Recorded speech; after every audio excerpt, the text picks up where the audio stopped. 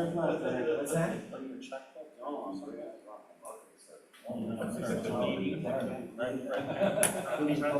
Get all that water out of your system? Get all that water out of your Yeah. system?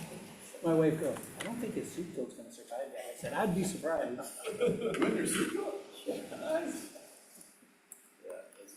think you got dunked 100 times at least. Even if they couldn't hit the target, they would walk up and push it. He was a good sport about it, though. He only charged them double if they pushed it. What if they came up with an idea for next year? Extra $5 donation gets the thrower a bag of ice to put in.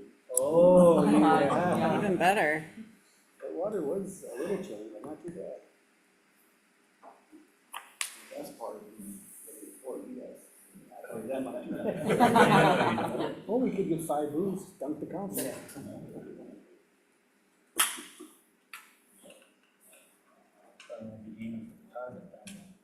For someone else. Lost my That's the polar plunge for you next year. All right, it being right at 6 o'clock, Joan, can you note roll? I will. If, great, please stand.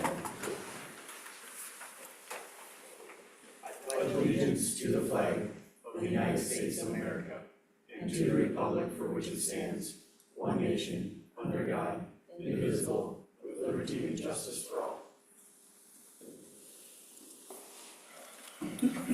All right, we do have an open forum after workshops. Doesn't look like there's anyone here, but if there is anyone that wants to speak to any city-related items, please, I guess, stand up, state your name and address, limited to about 3 minutes. All right, no one here to speak. We'll start getting going on our discussion items. Just a reminder, these are discussion items. No decisions will be made, formal decisions will be made. Everything will come back to the council for formal approval. So first item, lighting improvements on Kasha 2032 Eureka projects. Mr. Mayor, I'll just tee this up and I'll kind of hand it over to Ryan. I know he's been looking at this for a number of years, actually, probably. But, you know, as we approach both of these projects and the sort of the go time for each one of them, we want to kind of double back on this idea of whether or not we're going to provide lighting, which is a big ticket item, but also a very nice amenity to have. Made some good progress, I think, around town in the last few years on adding some of that lighting, whether it's Broadway or wherever. So, Ryan, I think we'll just explain to you what the scope of the work is, what the estimates are, and how we would, you know, potentially fund that takeover. So, Ryan, you want to take it? Yeah, sure. So, 2 major roads projects coming up in the next couple of years. So we just wanted to know if there was any direction or not, include lighting on them or not, as we kind of did, you know, at the later stage with County Road 33, or F33, which is Everson Avenue from Broadway down to the Lindau facility there. So roughly that project there, we spent about $400,000 in street lighting. So with the blue decorative poles, the city will own and maintain those. Or else other places where you guys have lighting in the development areas, we're using either the Connexus or Excel lights that are their standard, a certain standard light out of their catalog. They own and maintain it, they pay a fee per light on those. So if one of those goes down, you just call somebody, one of those representatives, and they go take care of part of that per fee light. In the event with the blue, that's your choice, that's a decorative pole that's over and beyond standards that the county uses on the county projects, or that is over standard beyond what Excel and Connexus would provide. That's why when something happens to those, we deal with them, you know, on the insurance side of things, maintenance and ownership too. So with that being said, coming into the Eureka project, we just did some general layouts, approximately 250 feet spacing. And we're bringing this to you too because Columbus, their portion, they would continue lighting if, you know, upon them being successful on getting funding to finish their little stretch of roadway. But you can see they have their stretch already constructed coming on the north side of Highway 97 there, that they already have their black decorative poles that they have. So they would plan on taking that to their city limits. So we're kind of bringing back to you guys is there a desire to light Eureka? With the anticipation we would bid that project later this year. And, construction will begin in 26. So that answer will relatively be quick on that side of things. We spaced it at 250 feet. There is a section in there that's about 360 feet between lights because of the retaining wall that needs to be built.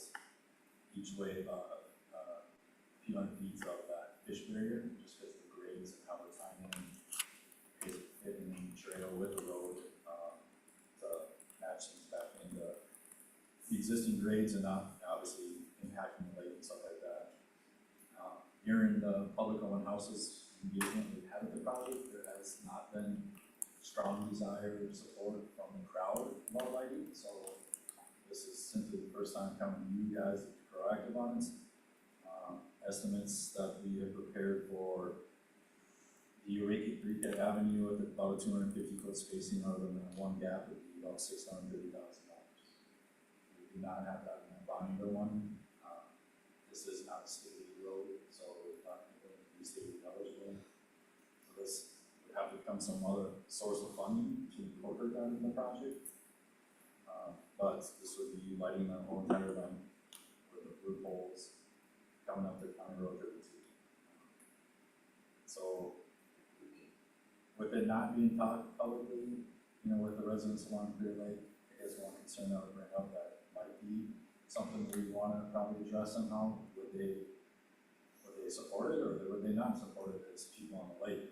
When you look across the lake and all of a sudden you see a bunch of lights on one side, and obviously the LED lights are not, like your old school street lights on the corner or the school, light down. So, the impact should be minimal from a distance, but that's something to consider. Obviously they have very strong opinions about noise, and we've gone through those exercises with them, but it's not we just bringing this forward for if there's any desire to move forward with lighting, get that incorporated in the plans too, so that, through the whole MinDOT, we can improve the process too. Because, the project is state aid funds, but it's not, we can't go use our construction state aid, but Bonneville money, earmark that we got, state funds, so we're having to meet state aid standards on this project, so it has to go through. So bringing that forward now, we look for any questions on this, or we can jump to the other street section I can talk about tonight. How does this spacing compare to like Everton? Similar. Similar? How right is that section interstate? Everything between 11th and 97. I can't picture myself in the sense of how bright is that stretch anyway. Because I've been so efficient on using it, I haven't had that argument right now. I haven't been through that stretch in a while, at night, so. This is along the lake and it's trails, I guess I'd be. And what are we doing? We talked about the lighting 197 and what's that trails? What's that? Are we lighting up 97, the trail 197 at all? No. What, if any, additional lighting are they proposing for around fishing areas and wash? Nothing No additional? lighting in the project, right? No lighting other than what you talked about, the XL or Connexus is just nothing, if there be no No lighting. lighting, because this will be 100% city cost. In the developments, in the development areas, the developer pays for those streetlights to be installed. And then the city, upon taking it upon ownership, pays a monthly fee, is it monthly? A monthly fee per light to whether it's L or Nexus to own and maintain. Is there any streetlights along that stretch right now? Just a streetlight probably at the intersection of a private road.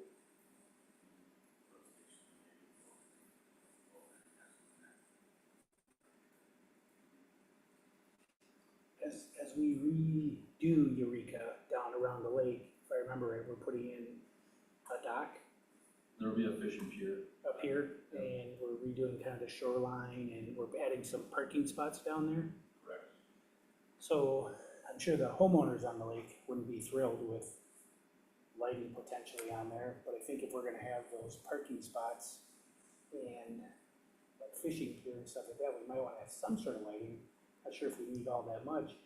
Do we have any commercial land on Eureka at all to the south, or is it just Columbus? Just Columbus. Columbus is all buildable. All the buildable land? And we don't have anything that's buildable commercial-wise as we come down up to 11th.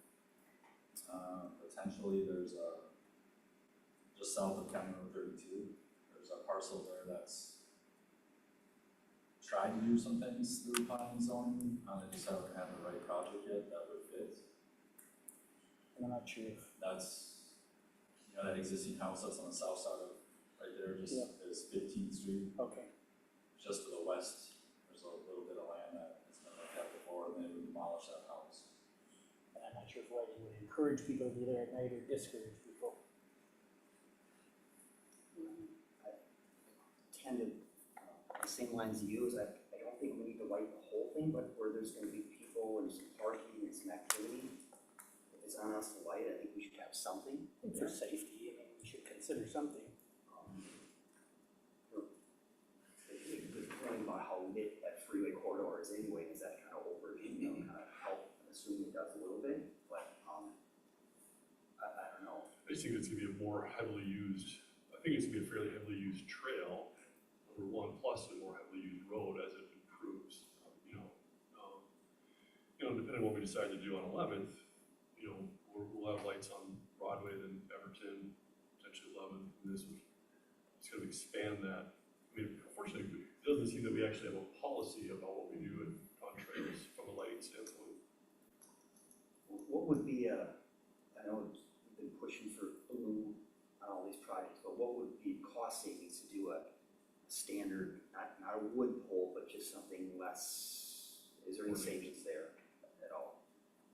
Yeah, for sure, I mean, I'm not, Ryan, do you have any sense of what the, $3,000-4,000 a pole. So it'll probably be Blues are 10. $6,000 to $7,000 a pole instead of 10. We're talking about 22 or 23 poles, I think. 26 we have right now in Eureka. Any other questions on this one? Because maybe we'll go to, because they go hand in hand here. Looking at street view on I-35, this section of the interstate is not lit. Dave saw one street light inside the Boat Launch parking lot. One at the intersection of Fire Road. And that's the only street light in that area.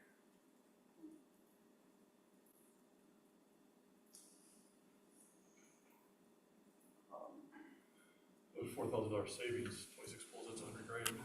You got street lights, the blue street lights, the bridge that goes across, that's your closest street light.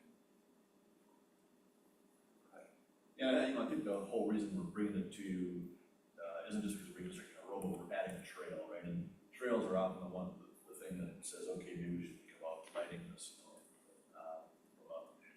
right now, it doesn't seem like a big deal, but think to yourselves, December, and people are walking at 5, 6 o'clock at night, just to get home from work and you go out for a walk, it's dark, and, we need to plow the trails and all that kind of stuff, so that would be the sort of the reason to, I think the driving reason to need to put lighting on there. Does it have to be a blue decorative? No. I think unfortunately, a lot of the costs there are fixed costs in the wiring and the bases and all that kind of stuff, which aren't much different from pole to pole. But certainly the decorative ones add cost, but not double or triple the cost, right?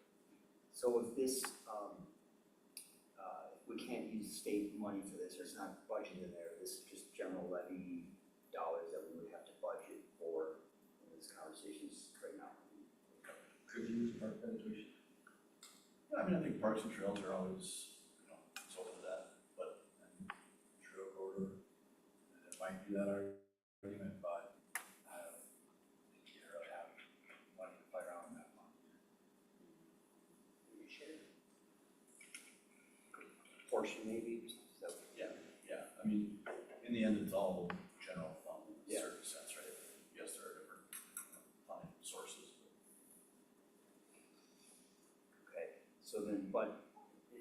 jumping into the next one, these would be two separate year budgets, right? Because 11th would be 27 likely, or Correct.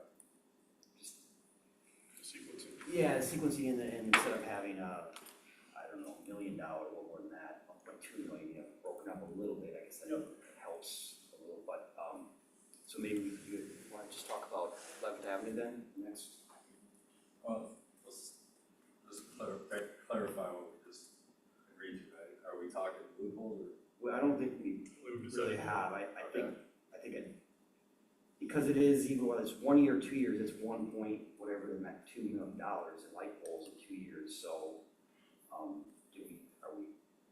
for me, what help the decision is, are we all in on poles on 11th and maybe not here, and that would help me decide whether or not. Well, why I bring that up, right, because I think for sure you're gonna build a RECA. The funding's been there and we don't use it, then it doesn't get built, right? I can't say 100% sure that,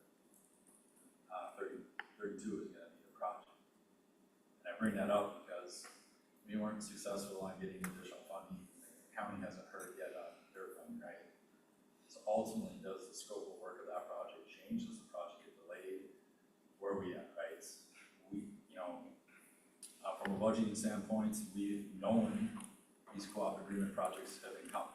County Road 32, County Road 33, County Road 50, and then, then there was a surprise 61 site, it's potentially County 2, and then the Highway 97 project. We've known those have been coming, so we've been stockpiling our construction state. Purposely did not using that for anything or pushing a state aid project, because the only way we can get that money out of the accounts is if we have stated eligible costs to an awarded project. Okay, so County Road 32 goes through all these designs, these public engagements, and don't actually go award the project. We can't withdraw our state aid funds for that project. We have to have another state aid project where, we're paying our state aid eligible stuff to Highway 97. But with 32, with all that, not getting some of that extra funding, does that change the scope of the project? Does it change the year? Does it change ultimately? Is it a mill and overlay? Something like that, right? So that's why I can't 100% say that project's in the books for 27 because of all the things that are going on with funding on the backside. Do we really not want a project if Forest Road realignment doesn't happen? Are we okay with the write-in, write-outs? Ultimately, we have it budgeted in our local share to be covered by state aid funds. I have built in that budget $500,000 in that project, but the estimates come in at 810.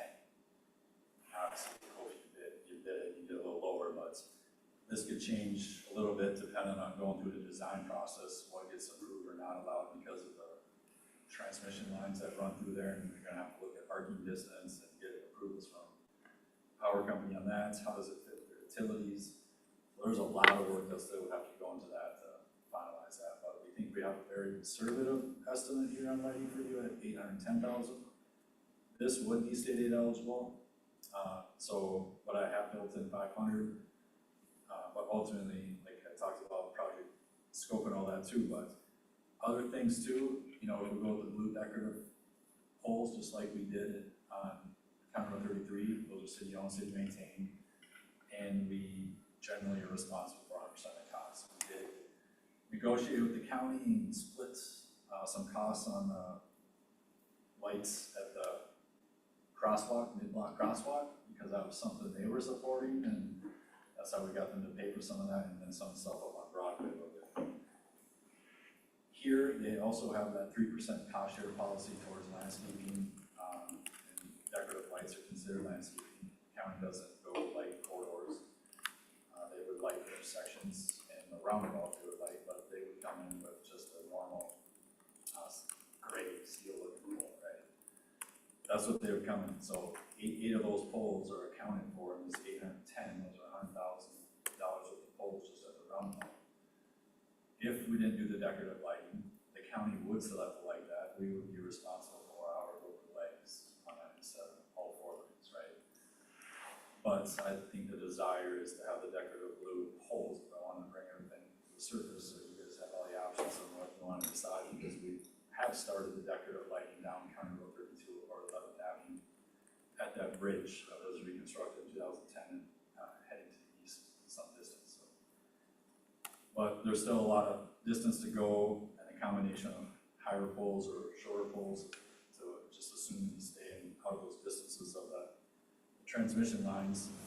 And that's where the estimate comes to 810. Both estimates I talked about tonight have a 15% contingency right in the estimate. So, you know, if the unit bid pricing that we use was similar to what we saw on County Road 33, so, you know, bid right now, you can probably take the contingency right off those estimates because it should still come in pretty close to what we just did over there. So that's what we got for County Road 32. You know, right now it's programmed for a 2027 project. We would make payments, you know, as the project proceeds to the county with the state aid reimbursement requests like we did on County Road 33. The only thing that's affects other funds on these projects are enterprise funds where we elect to do additional sanitary sewer and water main work that's needed underneath these reconstructions, but that's not, you know, directly related to your tax levy. So it would be the anticipation if we do County Road 32 in 27 per the plan that's been publicly communicated and presented, this would be covered with state aid funds. But it's $810,000. Should we be able to cover the whole 810 with city funds, Yeah, not with just state fund aid. funds? So, but also, the bigger point is, we're going to Rica right now, that's, we gotta make this decision on that, obviously the timing on that is. I mean, I think you make a good point, Mr. Mayor, that they are tied together in some regard that, you know, there are some things to think about in terms of, are we thinking about doing both or one or the other? I think what Ryan is just making a point is, there's no guarantee that both of them happen. So as much as you can, try to keep those decisions independent of each other, but yeah, certainly to your point, there are some overlaps in that decision tree. I guess I'm, you know, just to continue that count, the Broadway, County Road 33, 32, I'd be more apt to like 11th or 3rd, you know, than I would do Hornsby or Eureka, at least the blue, you know. I think we need to have some kind of lighting on Eureka, especially with those public amenities. But I'm different on whether they're blue or it's just a generic looking light. And County Road 32, obviously we're a long way from bid.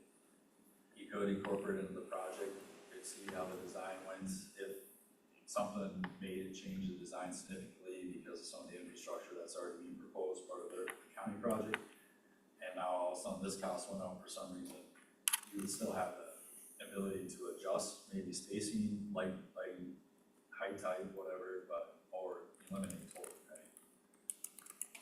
I mean, there's a long way between that project. You're talking 32. Yeah, 32. How different are those less expensive poles that you highlighted for Eureka? How different are they from black, from Camille? There'll be a whole different style. There'll be the black holes you see down in the newer development areas, because it's a standard pole out of their catalogs. Kevin, do you have any question? No, the only thing I was gonna say is, from a, I guess an appearance standpoint, it is really nice when you're driving through a city and all the light poles are the same, because you can kind of tell when you're in the city limits then, and when you get out of the city limits, generally you see different colors. So it was always nice, when I was out showing houses, I always knew I was in the city still when I was, you know, looking at the same color light poles. Not that that's a big issue, but it does look nice. But is it worth the extra money for that appearance? I've always been in favor of colors, still the same kind of points, but the next topic we have here is gonna be, you know, All topics tonight tied together. it made me a little, think that over again, I guess, this is twice. Food for thought. Oh, that's right on workshop, right, we're not Yeah. making the decisions, so, I think we just wanted to bring this information in front of you and kind of put in the back of your mind amongst all other things that cost money, and we're gonna make some decisions down the road here in the next couple of months on all those things. Would, the comfort level be, instead of every 250, maybe they're more closer, were those areas a little bit more spread out as you?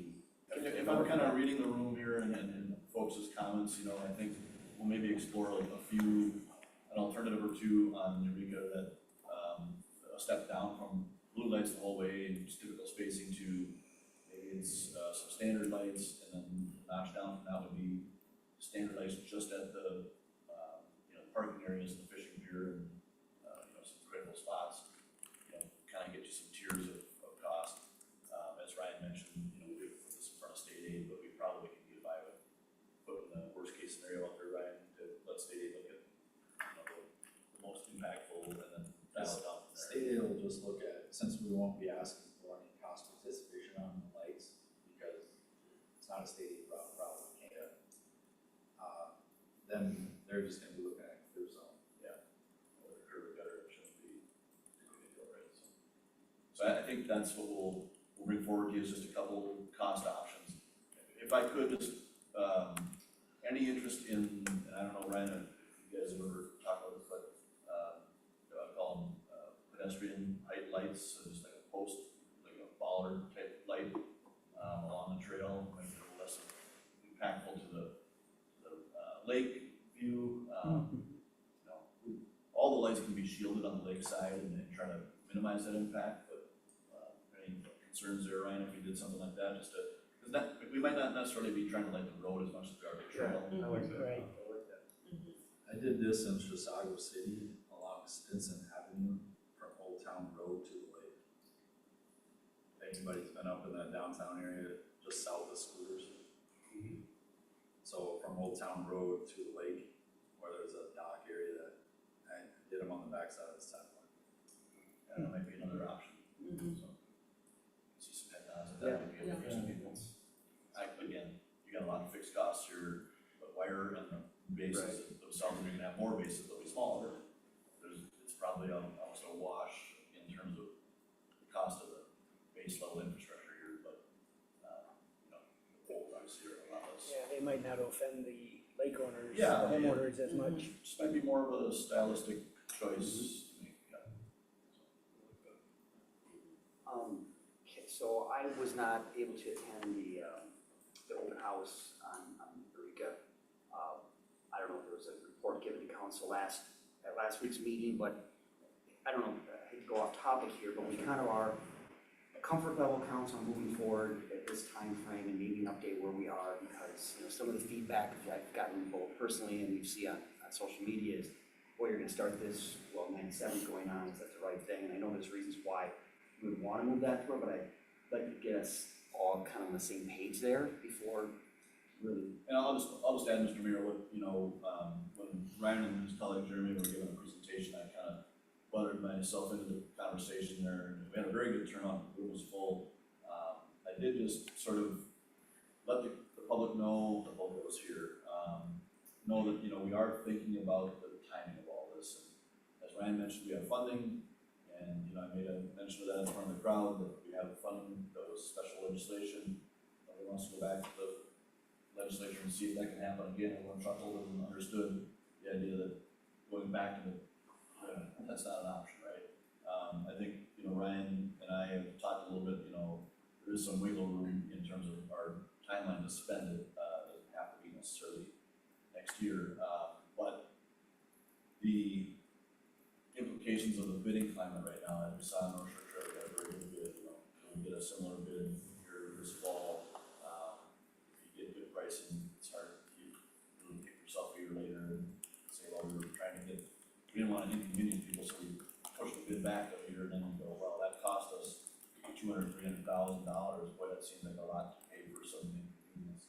Now, one person's inconvenience is another person's tragedy, right? Whether it's a business that can't handle the impact of the traffic, or someone who has to get in an ambulance and go all the way around the lake because, you know, so I don't mean to dismiss that, but, I just let the public know that we are thinking about that, but there are serious implications to rearranging things, and, it just might illogical it might seem to the public that we do both at the same time. Quite frankly, in some scenarios, it might make sense to do this with County 32, having both of those blocked off at the same time, even that might be advantageous. So those are things we'll talk through, but right now, we've spent the money to get to the bid process, we might as well bid it out and see what we got, right? It wouldn't make sense for us to pause now, we're not saving that money to pause now, so we'll move through to the bid process and then bring back to council that decision about, all right, bids came in good, probably should move forward, or hey, bids were so-so, or higher than expected, what do you think about pushing this out? So that's kind of where my sensibilities lie, and take any feedback on that. Just one other thing to consider too is, you know, we do plan on bidding here in a couple months with the anticipation that the surcharge would be placed this year, 2025. Now, obviously, when we place the surcharge, we'll have flaggers and one-way traffic during that operation. You know, at nights, each night they'll go home and do back home in the 2-lane. After the surcharge is placed, it'll be two-lane traffic all through the winter, and then before construction would happen next year if that was the case. But the surcharge needs to sit 9 months. So, you know, depending on when we bid it, award it, so then they can do that work, yeah, kind of 9 months up front, so that I can consolidate that material that's out there. We worked very closely with the geotechnical companies, went through a handful of scenarios, cost analysis scenarios. Easily the best bang for its buck is the surcharge. So with that, because that's going to be placed in the area where we've got to widen the road to fit the trail and the new pavement, you know, when it's away from Old Lake, we can't fit on the lake. So that's why you need to do the surcharge. So that's going to happen before construction work even wants to start in 9-10 months. Any thoughts? Yeah, I think we just need to move forward with it. I mean, certainly never perfect timing on something like that, but when you got the funds available, to your point about the bidding climate, I think it only makes sense to push forward.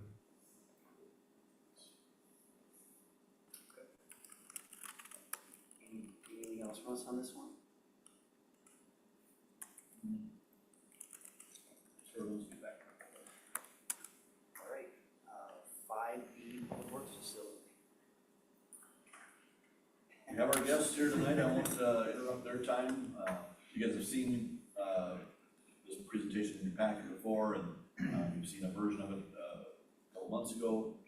We're here to kind of try to put a bow on this and see what the future holds here and where we're headed. So, gentlemen? Mark, council, got Ken here with Kay as well, I'm Jonathan.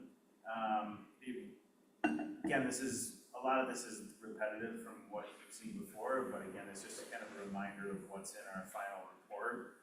And so we'll settle in kind of on what the staff recommendation was, and there's a little bit of new information as well that we were asked to look at, so. I'm gonna try to push the button and see if it works.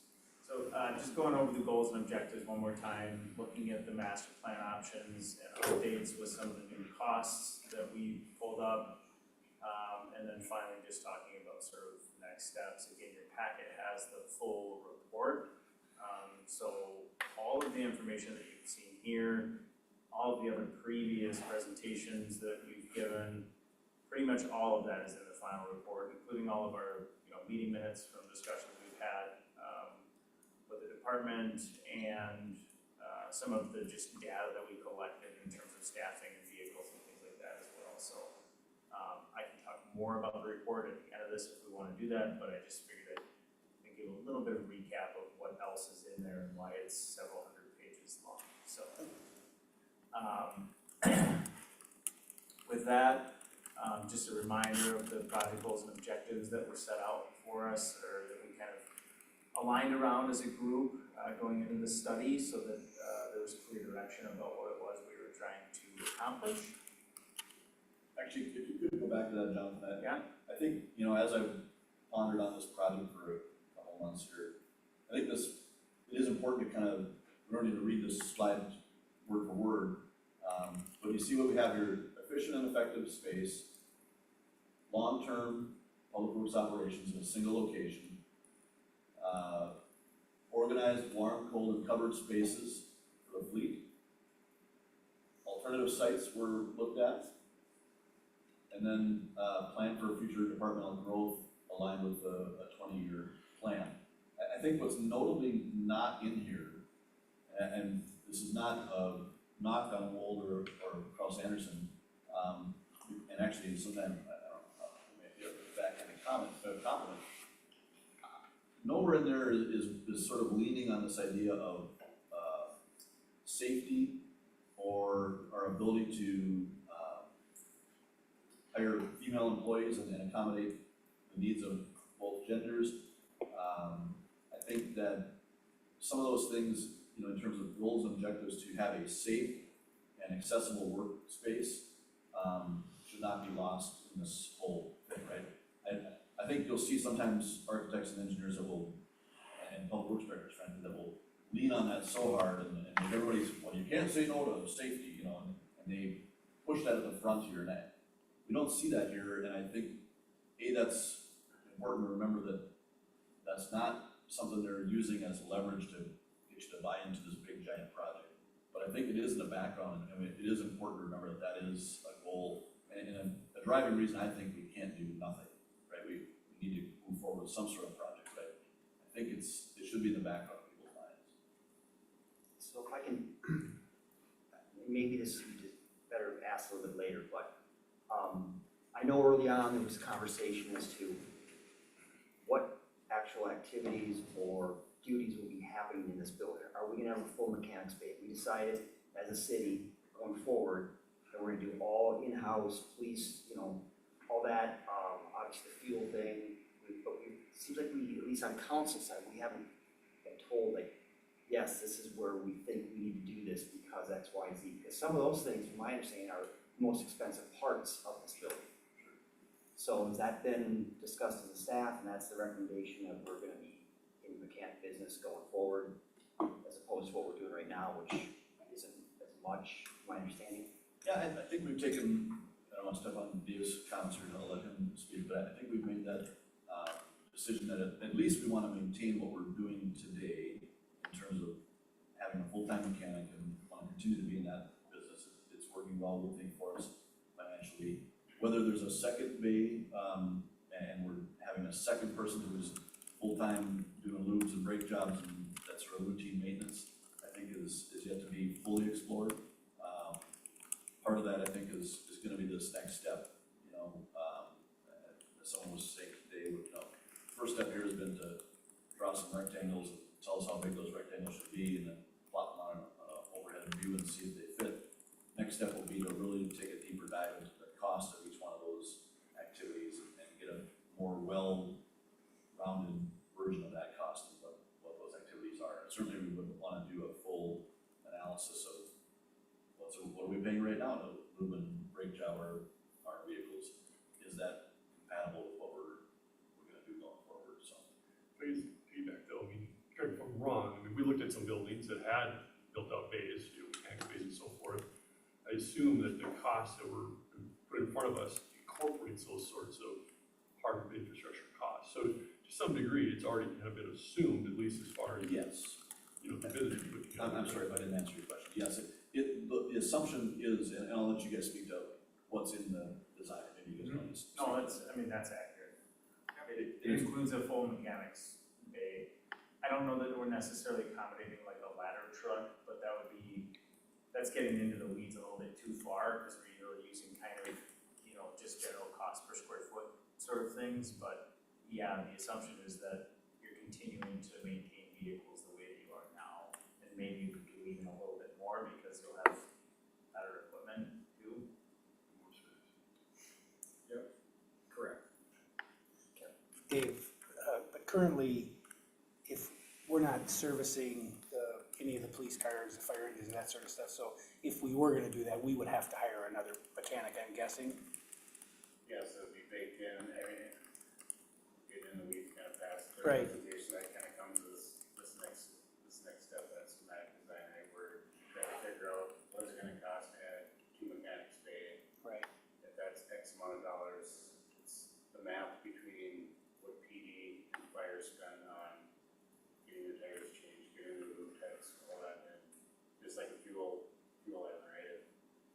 buying this much fuel, and we could buy it at cost at this price and pay it off in 5 years, and it'd be ridiculous not to buy that, and the same thing with mechanics fee, you say, it's gonna take you 20 years to pay that off, but then maybe that's not the greatest idea, right? Maybe it's, you cut off 2 mechanics pay, public works just does public works things, but if you factor out the numbers of what they spend and what a mechanic costs, and like, you buy those 2 spots plus your mechanic, and in 5 years, you're gonna pay for itself. That's just the part we haven't gotten to yet, because to Mark's point, we're just putting rectangles on an area. And we haven't gotten to that point where you can't, I'm stealing his thunder because he's gonna talk about this more, but, I mean, you can't figure out, okay, we have X amount of parking spots. You can physically put in all your equipment that you own in parking spots and say, okay, well, we have 50 extra spots, that's what we mean, we should shrink this down. Or you put it in here, we only have 5 spots left, everything we own, and maybe even get it small. I mean, you can't get to that. You're giving them 30,000 foot view of a rectangle. And the next step is where you can really, okay, just like office space, okay, we're planning on doing these for offices. How does this actually lay out on, where would you put everybody? It's 15 by 10, way too big. Okay, let's move them to 10 by 8, all of a sudden now we can make 2 more spots and eliminate something. We're not at that spot, and that's where $50 million is a number, but that can drastically shift down or up, right? But you don't wanna say it's a $30 million building, then let's come back and say, that none of this stuff fit, now it's gonna cost 50. We're starting at that high end, and so are they, and that's that next step of doing that next part of looking actually how does it look. But to be clear, it's not 50 million or 60 million, it's 20 or 30 million, and that's interest and everything that we pay over the period of 20 years to get to that 50 and 60 million, correct? Correct, It's a $50 million Project, project. right. But the majority of it is interest. No, that's $50 million bid in engineering. It will cost interest on top of that, So we're gonna pay interest on a $50 million building for 20 years? yes. Huh, that seems really high, okay. I was thinking a lot differently.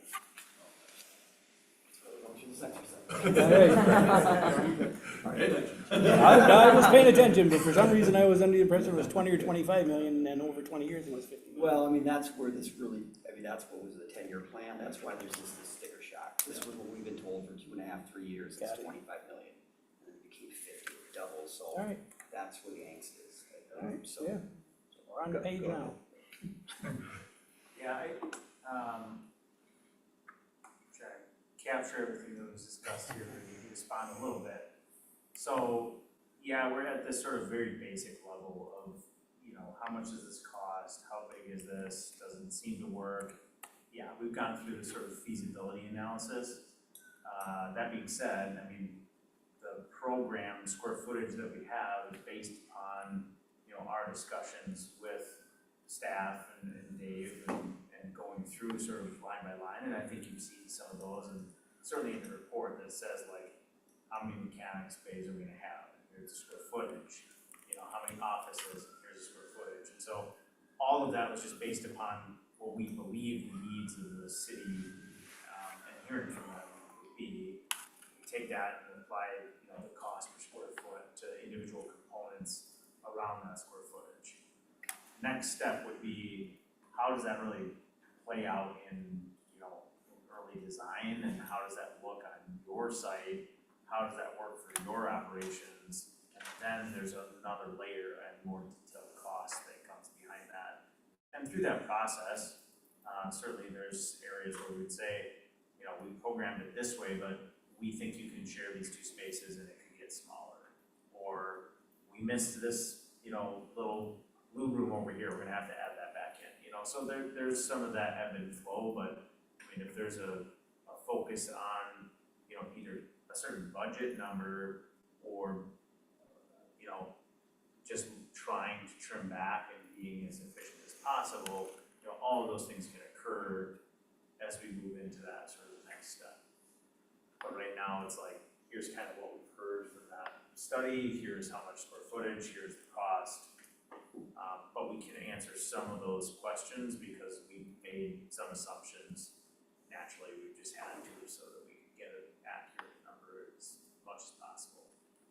We sliced and diced that study several different ways. So the first starting line is just what's your current existing, what do you guys all have, right? What do you have for people, what do you have for equipment? So the first column is, if you just house everything you have today, that's column one. Now, projected 10 years, do you have, you know, a plow truck and a mechanic?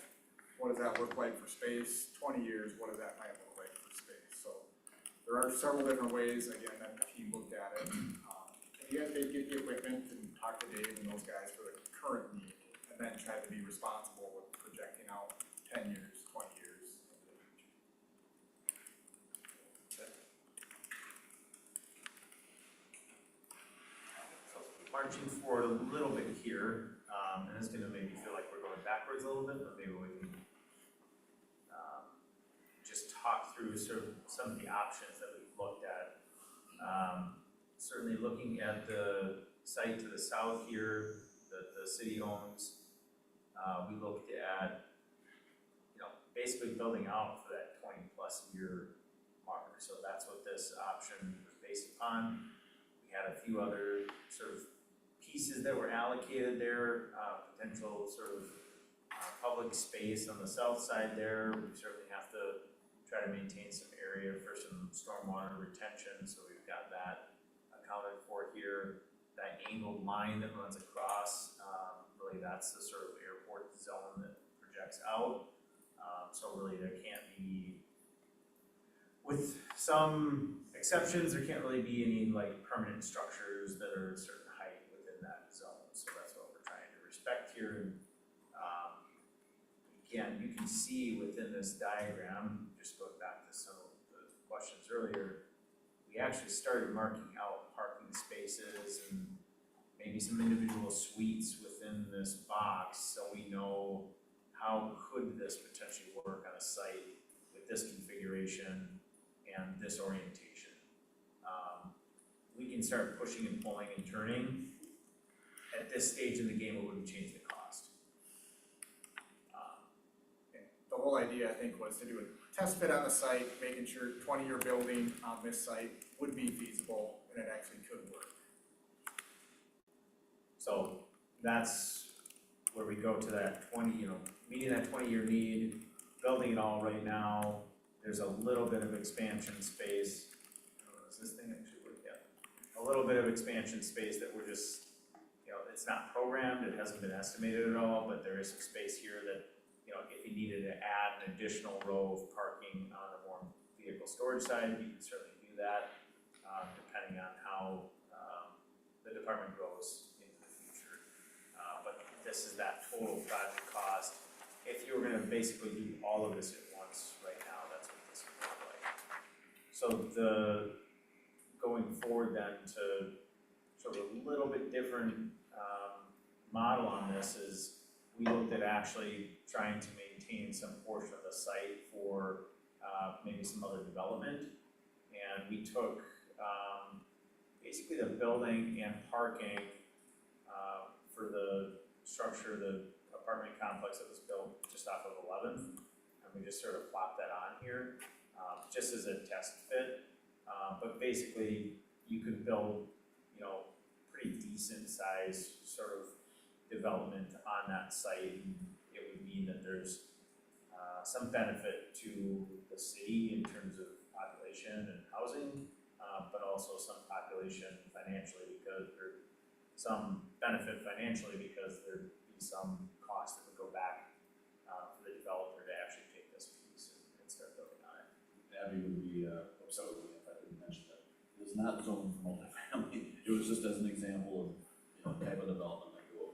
Something else could fit Yeah, on there. Tax producing Right. piece of land there, right? And that's all we really care about at this point is, do we need all 26 acres or whatever's there? The answer I think is no. We could probably carve out 3.5 to 5-ish acres up in that northwest corner, which would probably be the most valuable spot on the site. And still have a site that's spacious enough for our needs.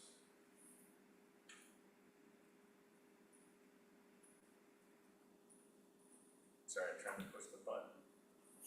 Dave's messing with me here. I can go get the screen. That's all right. So then option two is actually looking at, building basically what's for today's needs and allowing for potential future additions. So that's kind of what this strip is there, and some of the other pieces over here. So you're really building only a portion of what our study projected out. And what that means is what? We build it and it's still gonna improve upon basically every one of the deficiencies that exist today with the current operations and facilities. But it would not accommodate for some of the potential growth that we've looked at in terms of additional equipment, additional staff, any other sort of amenities or programs and things that might change within the department over the course of time. So still a decent option, still covers a lot of different things. And option two certainly could still have, you know, that could be still configured with that additional space. We didn't do another diagram, but it could still have that sort of earmarked for that. So what that looks like is, you know, you build that current need and you're at that 44.5 million. So you definitely cut down on your first cost up front. And then depending on when this other addition needs to happen or has to happen or might happen, you know, we just took a guess at it and say, okay, let's say we're gonna build it in 10 years. So in 2037, that addition is now 9.5 million. And so you end up with a total project cost of about 54. So the overall cost went up, but you might be banking on that you could probably survive in this building for a lot longer and lessen the initial impact of cost. So it's certainly a viable option, and like I said, it definitely addresses all of the current deficiencies that exist, but doesn't necessarily tackle any of the sort of future growth that might happen within the city for this specific department. Question. Yeah. I don't know for who, the one that contemplates the multifamily, where you're seeing now is a massive stormwater retention. So where does that go? Is that underground? Does that add additional expense? How does that factor in? So we just kind of pushed it over here. I mean, we just start squeezing down and, you know, as a tree hugger myself, I'm sad to see some of those go, but you know, we really haven't done like a study to see how valuable some of those trees are. I mean, it might be a bunch of ash trees, it'll die next year anyway, but certainly there's ways to just sort of tighten the site down and squeeze it in so that we can fit everything.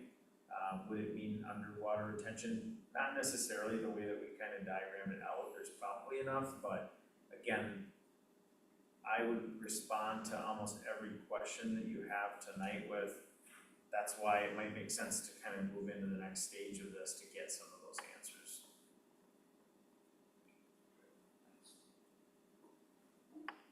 So.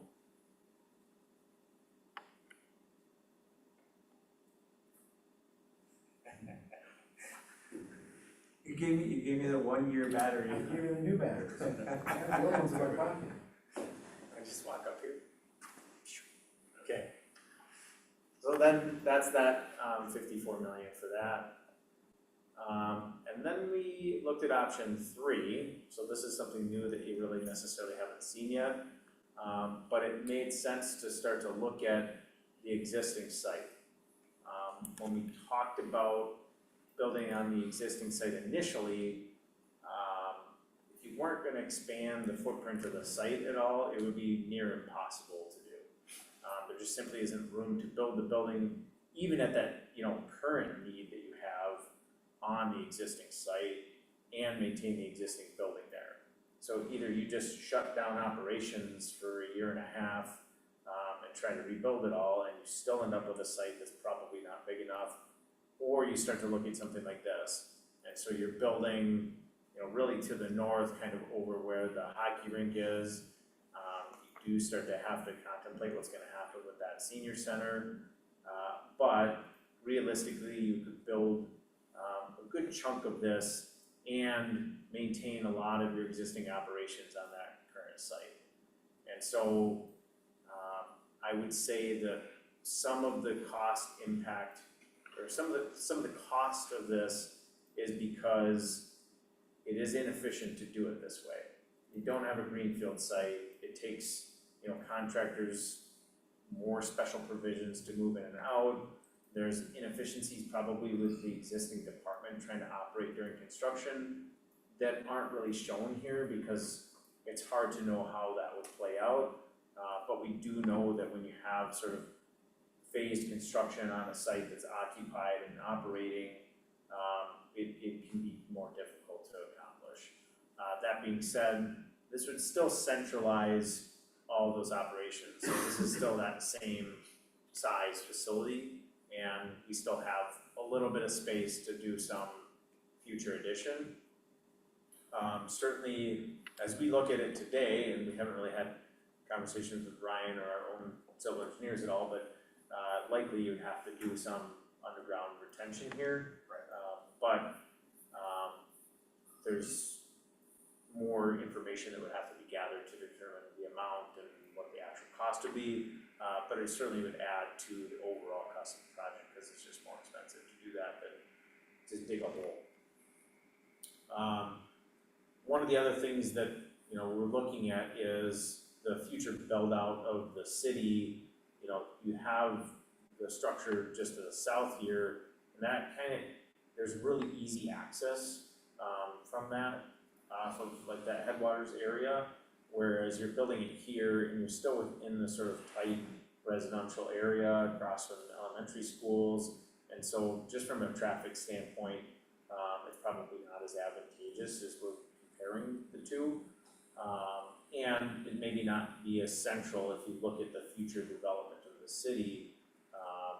You're not necessarily, you're really building a lot more to the south, and so as you continue to drive services down there, it's likely that there'll be more trucks and equipment and things that have to happen on the south side of the city there as well.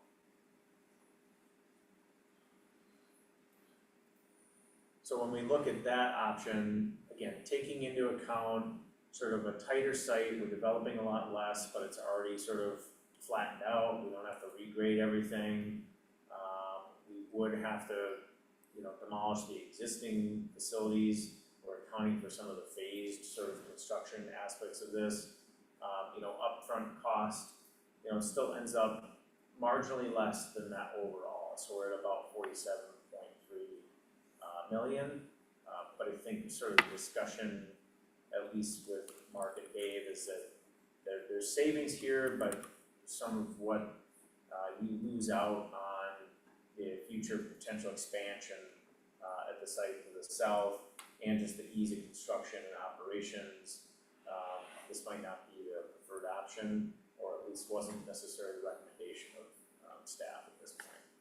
I think the thing that stands out to me here is, okay, you're saving $2.5 million something here, and yeah, it's a little bit tighter site. You just feel not going to be quite as roomy and as efficient maybe as the other site in terms of operations. But the fact that there's just so much more going on around this that isn't ideal. If you're planning out your city with SimCity, and put pieces of a puzzle together, you wouldn't put the public works department with big trucks and noisy things right next to multifamily and schools and that kind of thing. You put it out where the already a noisy, stinky, hazardous waste facility, you put it out next to that, right? So there's that. I think the context of this site is just different than the context of the other site. I think there's some arguments to be made about which is more valuable from a resale perspective. If you do everything here, then you can sell that piece down by the Washington County facility. And what can you get there in terms of retail? Remember that there's that fly zone through the middle of it, so it's not maybe quite as much as it looks like. If you do the opposite, what can you redevelop here versus what we are eating up down there? I mean, I've looked at that a number of different ways. I think it's a bit of a wash in that there are some nice redevelopment opportunities here. And we think we can carve off some space down on another piece to make it a little bit closer to the wash. Obviously, there's more property down there, but I think that this particular property can offer some nice redevelopment as well. So there's analysis to the cows come home. You can try to do this scenario, that scenario. I think it's a lot about the context. This building's gonna be here for 25, 50 years, let's hope, right? Is it gonna be a pain in this neighborhood's side for the next 50 years? Are we gonna be dealing with that? And what are the overall perceptions of the public with this? What's the happiness of the public in the 50-year future with the public works building being here versus the other side? Did this option go up in price from the original, some of the original numbers that we see? It seems like this is higher than it was, maybe not though. I don't know if we actually looked at this one and priced through this option, at least with this study. Like Jonathan was saying, this does show the full 20-year build on this site. We did budget underground storage in here. We did budget some phase construction where you gotta build the first and then come back and do the second. I did assume we're probably gonna run into some contaminated soils, just with the nature of the business there, that I put some budget in there for that, so it's what we think is a realistic, responsible budget for redevelopment of something like that.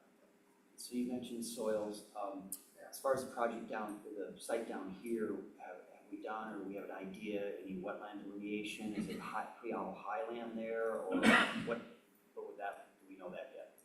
And I know we're trying, it's hard not to get to that next level, because you're asking us to look at a couple different options, so that's why Yeah. these questions keep coming up. And we kind of did what we could, knowing that they did help with the Washington County project, so there's some knowledge about the soils and things down there, and so that kind of informed some of those costs of development here. And we did look at just sort of the wetland maps, but that's only as accurate as the things updated, so there still has to be some of that due diligence, but.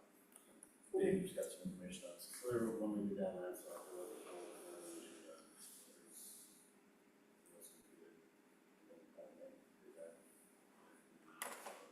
And so those layouts, then they're contemplated those delineated wetland or filling in, or? They did, because we also have Bolton Mink as our own civil engineer, apart from the city engineer, so they used our diagrams and looked at it and helped vet it out, so they would have had access to that. Just another thing to point out on this one too, this doesn't account for that there's no more senior center. So that would have to get accounted for somehow, and that's somewhere else, building a new building, doing something with that, so I don't believe that's in the cost, right, we will put some of that building. Correct, that's not. I think my base level assumption was that the operations would move here to this building. Certainly have the space, it's up on the second floor, which isn't ideal for seniors. You have a real elevator as opposed to our existing senior center, but, and obviously that programming is pretty continuous and it would occupy some space here that gets used, somewhat frequently. So there'd be some rearrangement, but, yeah, that is absolutely something to think about. If the senior center stays, how much buildable land is there if it was gonna be used for some other purpose? What is that total site there, 2.5? I guess it depends on if you include the hockey ring and the park stuff back there, I'm not sure if we had all that in, I was coming up with about 7 acres, if you look at it like that. the whole thing. Yeah, I don't know what the senior center would take, that'd take an acre and a half out of that, but. So potentially it could be a couple of really nice buildings in there, housing buildings in there, and paths and tying into the trail system and stuff like that. Yeah, So it could be a desirable piece of property, Yeah, you can. 2 or you can 3 see some of buildings. The multifamily on either side of this is you can see some of the multifamily on either side, you can easily see that, cut and paste that development right here. I mean, So it could generate some really good tax it dollars. could. Not to say that the site down by the Washington County couldn't do the same, right? It just, It's a smaller piece. yeah, it is, yeah. And Mayor, when you were talking site down on the south side, some of the things we did take into account, we know there's like a 10-foot grade between one side to the other, so we know we're gonna be moving some dirt around. Based on that Northern Environmental Center, it sounded like soils were somewhat decent, they found pockets of clay, but they were able to mound it and move it around on site. So there weren't any big soil corrections. So we do have money in the budget for knowing we gotta move 10 feet of grade, moving things around, plus we'll have to move some clays and things like that around the site. So this gets a little bit, again, ahead of it, but with that, interesting you mentioned that there's that large berm that kind of separates the property. Whose soil? Is that their soil? Is that usable? Is that there by, on purpose, or? If we want it, we can have it. We put it there as just a screen, but it's usable, so that it's actually placed in our right of way. So it doesn't stay there as a screen, or if we need it for fill, for that property, it's. So we try to do as much as we can Yeah. in this preliminary stage, planning for the future to make sure, again, we give you guys a realistic, responsible budget. This might be, this is probably outside the scope of the new public works building, but should we move to the south side? There's gonna be a lot of cleanup down there. Have we programmed anything in the cost of raising the buildings or anything like that, or is that? This site here, in terms of demolition of the existing buildings. No, I'm talking about the existing. So if we go down to the Washington County Center site, what are we doing with these existing buildings? Have we programmed any of that? No, ironically, that was part of like the very first study, that RFP that came out, and then that part was kind of taken out, because the idea was, let's just focus on what the needs are. But I think all of the things that were discussed about what could possibly happen here are at play. I mean, the cost to demolish buildings is relatively inexpensive when you look at the opportunity at this site, so.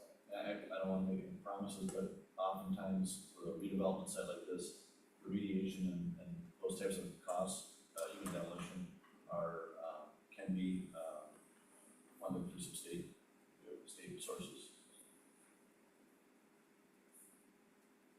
Yeah, so I mean, and just as a reminder, compare this option, even if it's this is the full 20-year build out, you compare that to kind of what's being maybe contemplated right now is that 44 and a half. So realistically, that gap is closer, because I think there's recognition that trying to go through the whole thing and hit that $50 million number might not be the best approach today, just financially based on where you are. So speaking kind of for Mark and Dave right now, but I think the idea is that if there were going to be some compromises, this option too, even when compared to the existing sites and the benefits of not being there anymore, this is sort of where things seem to land.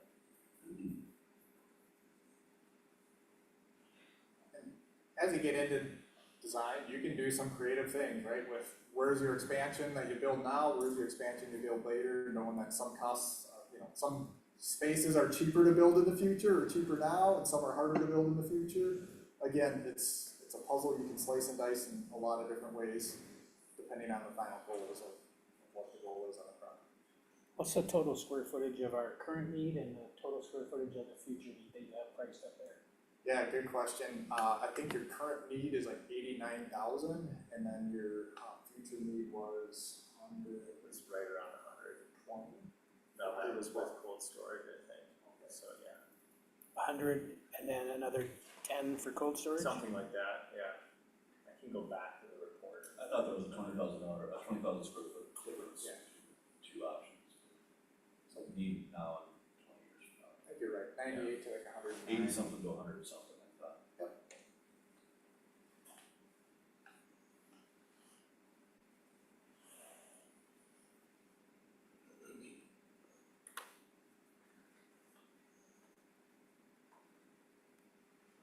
So next steps, again, just sort of final acceptance of that report. I think that would likely happen at the next council meeting on the 29th. And then looking at some potential design and contract management solicitation, just seeing how you might want to actually move forward if you were ready to kind of pull the trigger. Again, this is sort of just a one version of a schedule that could work that was based on previous conversations we had with Mark and Dave, but you can kind of take some of these dates and shift them wherever that decision point happens.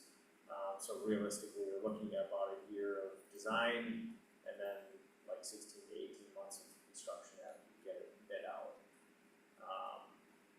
As I kind of said before, so I think, you know, if there's a staff recommendation of moving forward with that sort of option 2, then our recommendation would be to kind of get into the next level of design and to try to answer some of the questions and address maybe some of the concern about the cost. It usually makes sense to just kind of go through that first step in design, get through schematic design, understand, do another estimate, understand a little bit more about some of the detailed things that we're trying to answer, and usually then that's a good tipping point to say, okay, now we've got a lot of answers to these questions, we understand the site a lot better, the configuration of the building, it's gonna meet all these needs. That cost really then can be a lot more accurate because we put some time into understanding how is it being built and what has to happen on that site to make that happen.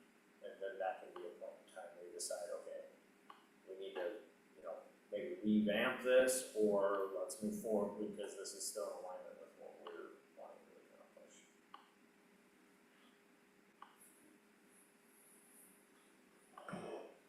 So, as far as direction tonight, what is ideal here at this point? Is this the last one, or do you want to go into the product delivery? I think. Yeah, I can do that a little bit too. So when we're talking about next steps, you know, really, from my perspective, you know, the financial piece of it, I think, is something that's more Mark and Ayers to start to discuss with the council. But from my perspective, next steps would be like start that sort of schematic design process, and so you can, because it's professional services and the same as with construction management, you can just select who you want to move forward with that process. You could certainly go to some sort of competitive RFP process like you did for the study. And then when you're looking at actual like construction delivery method, that's a whole nother sort of layer of it in terms of whether you have a construction management firm, you build it as a general contractor, and can probably speak a little bit more about that, but. I think mayor and council, I think ultimately one of those directions would be is there an option, I guess, that you guys feel palatable about? Is there a site, was it south side or in town that you guys would feel more comfortable moving forward with, along with that direction of, like Jonathan said, the next step would be get one more level deep in that design. Did I summarize kind of that, really the question on the table would be is. And I think the next step really here is to decide whether or not council is comfortable with staff's recommendation to be at the Washington County site. If we're not comfortable with the site location, the next step becomes much more complicated, and we really can't go with that next step. And that's totally fine, I want the council to be comfortable. We can dive deeper into this site, the existing site, name your site. We can go and take a look at those other options. We can do deeper dives on all those and pay someone to do that. Folks or someone else. What we're recommending is that we choose the Washington County site and move to the next step of refining that design to dial in that cost and put this project in front of the council in a more realistic manner, right? So make a decision about this building. If the council, I think at this point, if I'm you and I say, I'm ready to move to this next step, it's do I feel comfortable with the site, and do I feel, maybe more important, do I feel comfortable doing roughly one of these ranges of scope, building a facility that meets all of our existing needs in one spot to meeting 20-year need in one spot, right? I think, and at that sort of range that we talked about in terms of cost, you know, somewhere in that, I think the existing need, we call it that 44.5 at the bottom, 50 at the top, right? So if you're in that range and comfort level is talk about that being our top point, right? We think we are very that says, yep, I can swallow doing something in that scope range at this site, then I think we're ready to move to the next step. We still have questions about the overall scope or the overall site location, then by all means, let us know and we'll go back to the drawing board and draw something else up and some other site, some other formats. Okay, so thoughts on site, let's start there, maybe. You have any strong feelings? The south side more than the downtown site, but I like the south side with carving out that 3.5 acres on the corner of Sal. He said he's a too valuable corner, too valuable piece of property, that be a pond. So that'd be, what I've seen tonight, that's the direction I'd like to go. Yeah, and my only concern with the south side is the visibility from 61 as you're driving into town. How do we make that so it's cosmetically appealing as you're coming into town versus, you know, another site that you see lots of construction vehicles and maintenance vehicles and stuff like that that's not so attractive. You know, most of the sites we looked at, and I looked at some additional ones as well, they're back and out of the way. They're not out on one of your main entrances to your city. In an area where we are planning on a lot of future development. I like it for the convenience, obviously for Public Works to have access to there, but we still have a lot of houses on the north end of the city still. So that would be my only concern, is how do we make that site look very nice and very appealing as you're coming into the community, so people are proud of it and say, wow, that's a beautiful place, versus, oh God, what an eyesore that is. We have enough of those in town already. I think if I may speak just to it, I don't want to interrupt too much here, but one of the things I think that we're doing with the design of the site so far, you know, it's just rectangles. You see that the office space and sort of that front facade is up front, and the garage, the garage portion is in the rear, right? So the part that's gonna be plain tip-up panels is in the back. The part that's gonna look more like an office building is in the front. So you have offices and staff supported there. The mechanics bay, even you see the arrow, and I think if I'm correct, is that, well, maybe that's, I'm missing the, Talking about, which way the garage doors would be for the mechanics bay, I mean, yeah, they'd be all kind of, on this side, but I think right now we have the overhead doors right here for the mechanics bay, but so that could be rearranged too. 100%. I mean, again, this is just like, does it fit on the site, and we need to make sure that some of the traffic patterns could work. I love your question, Kevin, because I get excited about the idea of having some opinion from the council on how to design a building. That's what we get to do. So we have the joy of being able to make it attractive and still function and not exceed your budget, and so I think absolutely there's a huge opportunity on 61 to make it nice. So to Leaf's point, Leaf, were you thinking this layout, or were you thinking the more turned layout with the corner lopped off? If you go back one more slide where you had the, where you had the Show building. that one too. And it Uh, didn't really there was- change the building much, it just slid it kind of a little bit further. And didn't you have south. another version where the building was all the way up to 22nd? No, that was, okay, that's right. So I'm thinking, you know, option 2, right, from a square foot standpoint, So but the with this, second option. with this future development carved out. You turn a $20 million building there, it's $100,000 a year tax revenue in the city. That's a lot. Yeah, I'm more inclined to agree with you, just because I like the location in the southern part of town better than in town. Because in that area right there, it's already, in town area, it's already so condensed there. And then if you think of like when there's, the plow trucks have to go, like if they're going at night and then the house is there, and it's too much of a cluster already. So I much favor this site, and then I would be fine with the future development spot there. But then I also think of when we were talking about the mechanics bay, I think of the Hugo location and their Mechanics Bay doors are right out in the front, granted that's not 61, but I think it still looks nice. They have a really nice building, just the look of it. Absolutely. Equipment outside. Right. You can always sell the other property, Yeah, oh, yeah. do whatever. No, I agree with that for sure.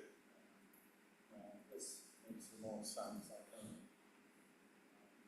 All around, you have the option to do any future expansion. I'd hate to see you build something and then be in the same boat as Hugo. In 5 to 7 years, you're going back to the community saying, hey, we messed up. We need to spend another $4 or $7 million to add on to it. Because we built it too small. Do you like this option a little better? I would like to go for the option 2, is more bigger. But you still have I think option 1 or 2. 2 is still fine. You still have the future option to expand, but I don't know how crazy right you're gonna run back to the community and say, we built it too small. But I know Dave is very conservative with his stuff. Dollars are cheaper today though than they will be in the future. Yeah, that's right. Hopefully. Build it now, and that's that, or are you gonna spend $5 to $7 million to expand something? Hot on the tail again. What do you believe that on tail, that's Well, that's why we're in the boat right now, though. But if we can show them we can create enough revenue between a building here and buildings in the redevelopment sites, and, yeah. Yeah, I tend to think that, you know, we get this thing built out for 10 years. I referenced this building a couple times, what we were told we would cut it back, and I know, I understand the police were a little short, probably fire a little short, but the building, we're at that 10-year mark right now, and it doesn't feel real crowded. I think that longer term, 20 years for that council, because so much can change between now and then, we know How fast we expand Yeah. our community as well. So I would be in favor of this location. I did go back and forth, Kevin and I, you and I talked about that a little bit. I do think with the Washington County Environmental Center already there, that already leads to what this would mimic a little bit, or have that same look and design.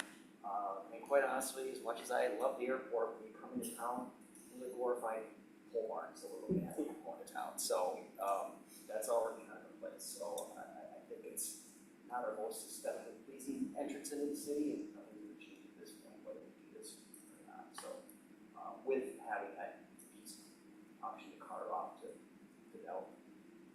I think we do some really nice landscaping, birds, trees, I mean, really nice stuff in there. They've got a lot of that front area that, I don't wanna call it wasted space, but you can't build much on it.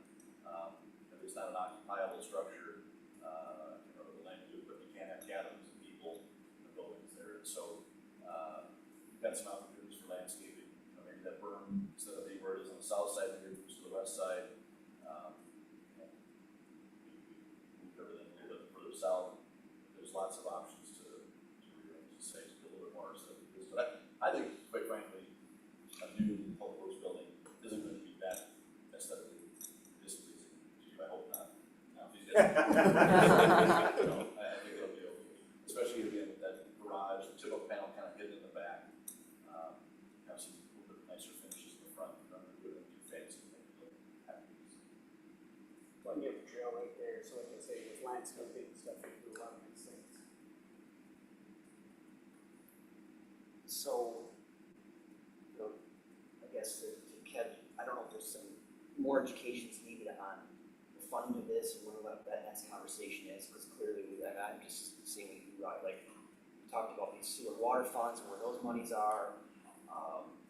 You do carve off substance tracking, which you can sell that land for up there, like, I think as far as educating the public and after we're educating ourselves, what is that real hard cost, like, when you take all that out, selling that piece in the corner, I think it's just more palatable to us, but especially more important to the public, how we tell that story, the narrative there is going to be important.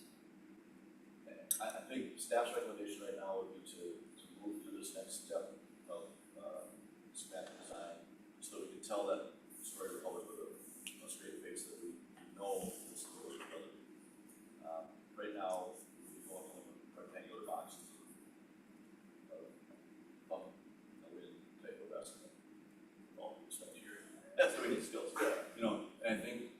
that's our question to you is, not right now, but for next week. We move to that next step and, get going on this schematic design. If we're committed enough to the site and committed enough to a project within the general realm of what we're talking about here, then it's wise to move to that next step for the public. So I apologize if I missed this in the packet, that next step then is, no doubt, is with Wald and K, or just Wald, or Really up to you, really up to you. So one option is to move straightforward with something with these folks. Other option is to put out an RFP and have these services, not bid out to everyone. Say it's a low bid situation, but put proposals out to other architects next year. Maybe you did it early on, but explain the relationship. You have an architect and you have a general contractor. So is it a package deal, or can we do the architect and then we put that out for bid for the contractor? Is that kind of how that? We've got a slide on that, though, don't you, Yeah. scenarios? Yeah, great question, Mayor. Generally, the architect is hired by the city and the construction manager is also hired by the city direct. They usually are not a package deal, but in some cases they certainly are. So as Jonathan mentioned, architecture, it's a professional service. You guys can choose what you want to RFP it competitively, direct select, it's at your leisure, whichever you guys prefer. Construction management or general contractor, slightly different. So general contractor, that's typically what, I got a point here. General contractor is typically, this is your design, then you bid it out, and then you build it. So it's really, whoever your architect would be on board, you do all the designs. Without a construction partner on board, then you bid it out, and then that's when your construction partner is on board. And you end up with a low bid general contractor in this scenario. This is how we do all of our street projects right now, right? Yep. The construction management model is really where you have a construction professional that you hire during design. They'll help the design team with estimates, with schedules, constructability reviews, and then once the design's done, bid it out to all of the trade contractors. So all the trade work, electricians, plumbers, concrete, all gets competitively bid. And then really the difference between construction manager as an advisor, the city would hold all of those trade contracts, and then your construction manager would manage them on your behalf. And this construction manager at risk, all those trade contracts would be hired by the construction manager, and then you'd have one contract with the construction manager. I think just in general, staff's recommendation would be construction manager as an advisor. Generalizing, I would say it's cheaper, a little less risk, or a little bit more risky. That's why it says at risk. You put the construction manager at risk. What happens when someone's at risk? They tend to inflate their prices just a little bit to cover that risk, right? You do a great part.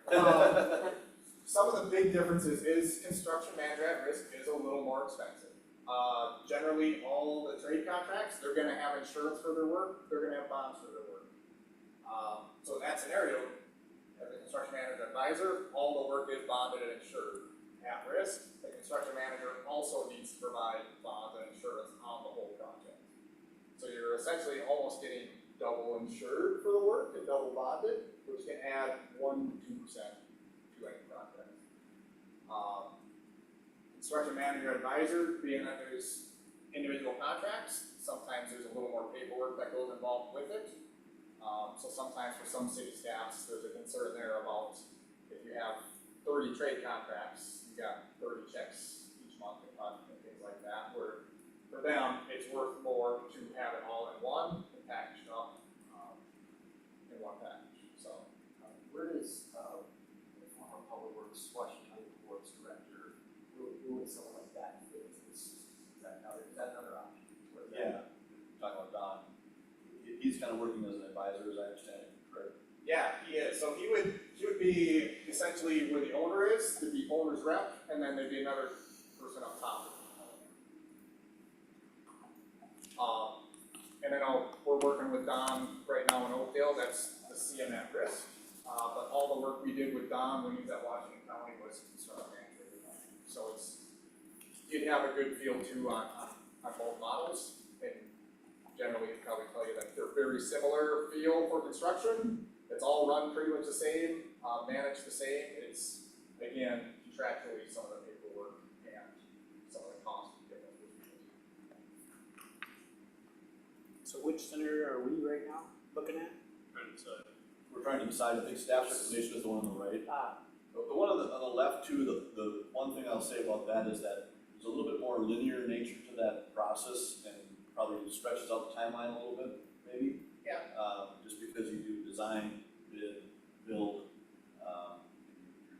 sort of asking the bidders to give you a little bit of some feedback on design here at the process. I don't know, maybe I'm speaking out of turn. Generally, when you're building vertically buildings, the general contractor model for cities and public entities most don't. It's usually in one of the two models. Construction manager at risk, you can choose, or you have to RFP that. So you cannot direct select.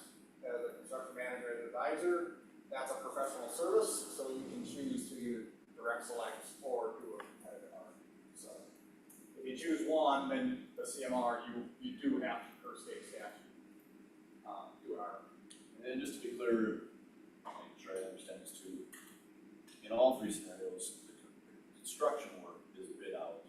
Correct. Competitive. All the trade work is competitively bid out. So I think Multiple Kevin, bidders, yes. yeah, I think you had made a comment to me one time when we were at some of that or something, you're saying, well, are we sure that the people we're working with are the cheapest? Not necessarily the cheapest, but. Yeah, or the best value, Competitive. whatever you call it. And the point is that even if you're direct selecting or choosing a value situation in an RFP for the people on top of this chart, you're still selecting low bidder on the construction end of things. So we're still getting that low price on both of the costs. So potentially it could come in lower than. Absolutely. So you're figuring the $450 or $495 a square foot roughly as your high end number. Because as I did search on it, it looks like it ranges anywhere from $250 to $500 a square foot. You know, it's like a square foot of gold or a square foot of silver, right? And generally, when we look at this, we use a lot of past projects. Yeah. You know, we did Oakdale, Cottage Grove, Rosemont, things like that, benchmarking real projects that are built. But also industry averages, and the goal again that we always try to estimate to the average bidder, because you never know on bid day, you know, who could be low if they show up or not. And ideally, we are low on bid day. The budget does come in under budget on bid day, and that's good news. But again, we try to be responsible with what is a reasonable budget to start with. Yeah, so, Citizens are gonna want us to make sure we have lots of bids. yeah, Mark kind of said this, but another way to say it is roughly like 20% of your overall costs are folks that you're choosing then potentially, whereas the other 80% is you're paying those 20% people to get the best on bid day, right? But it's really 80% of the cost in order to have the opportunity to save a lot more money if you do it right. Maybe we should stick Ryan on it, he beats people up pretty good. I don't know if anyone recalls, Outside the walls kind of guy. I don't know if anyone recalls this off the top of their head, but, when we did the RFP on select these, I believe that low bid, recall what that was, I don't believe they were the low, they were the second. The high bid, the low bid, and the low was there in the presentation. do we have estimates on this next level cost yet? Is that it? They have provided an estimate that was in the package. It was. We can post that if you want. Yeah, Your pricing. sure. I don't know on the slide. And Mayor, we're happy too as well that we do have a list of like the past 7 cities and their RFPs and the construction manager results. Some of those we were successful, some of those we were not, but it has all those fees associated that we can work with you guys on what is a fair fee for the city as well. So, Do you want me to just talk about it, or you want to actually? We'll try to pull it back. Maybe the council doesn't need that or want that right now. I guess where I'm going with that is if we're going to, I mean, I feel personally feel comfortable with Wald. Got a local guy here that's not gonna do us wrong. I have a pretty good feeling, so I don't know if that part, where we need to make a decision and move forward there, but the general contracting part, no offense, maybe that's not, I don't know what that looks like, but, just throwing that out there, it's. So that advisor role, so that means who's owning those contracts then? City staff? So the city would own the prime contracts on a general contractor advisor. What you're doing is you're asking the construction manager to facilitate all the bids. So he either goes, we're gonna get steel for the building, go get a bid on all the steel work. You get tip up panels, work on all of That's even a good advisor. it. Yep. Absolutely. So, And then matter- we would manage them, you know, all their submittals, all their pay applications, making sure they're on site, doing quality work and safe. Just like we would generally, it's just paperwork wise, the city's name would be on the contract or contract, not us. Yeah, one thing that Ken maybe didn't necessarily say too is when you bid out a general contractor, then you're also just getting whatever job superintendent and general conditions they decide. Whereas if you're choosing a construction management firm, they're providing you their job superintendent and their person on site to coordinate all those other trades. And so it just allows for more advocacy on the owner side because you actually chosen who your, kind of group is gonna be out on site throughout construction. So it's like there's three kind of benefits that they would say is, right, you have them up front in that sort of design phase so that you get some feedback from somebody in the construction side that can tell you, well, we don't think that's gonna work, or have you thought about this material instead, because we've done this and it's a little cheaper. Those kind of interactions happen during design, whereas if you have a general contractor, Mark said, hey, you talk to them, you really don't. I mean, you really can't.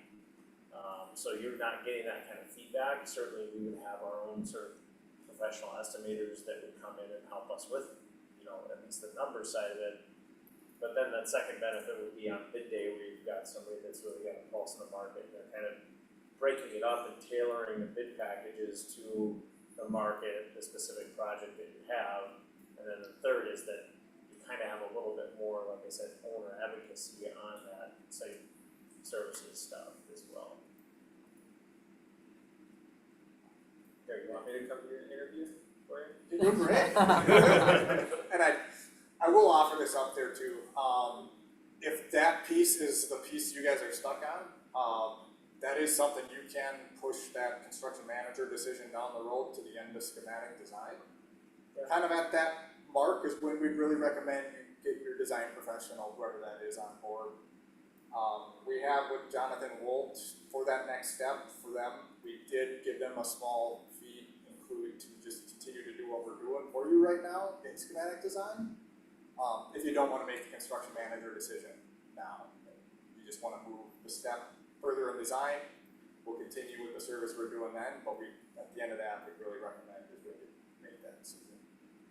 So we can continue with both, but we're not tied yet. Yeah, to be frank, you can continue with these folks through this next step and do an RFP for the full design. That might be getting a little out of bounds with, losing some efficiency with the design work that you do, but each step is your next choice. And obviously, again, right now, any architect can come in and take what we've done so far and go from there. Competing with a person who's done the schematic design might be a little bit more difficult, but still, certainly it's done. Yeah, I mean, realistically, every day is a day where you can decide to just stop and you're not gonna be charged more than like the work that we've done to that point, so. So like, don't want those decisions to get in the way of what's the right next step for the city. To keep that thinking.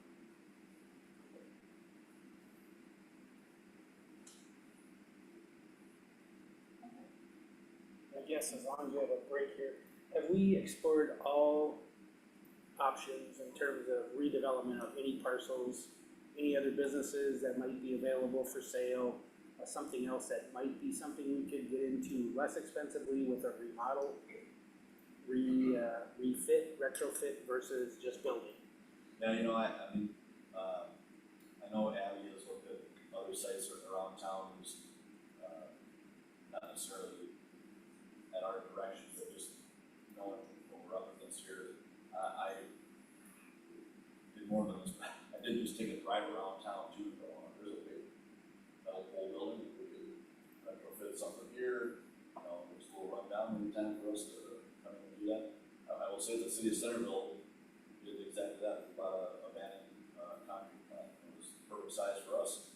It worked out great, we saved $100 million on a $5 million project, you know, but at a $5 million project, not a $50 million project, the scale is much different. And we just don't have a building, I don't think, of the scale, and quality we would have in town.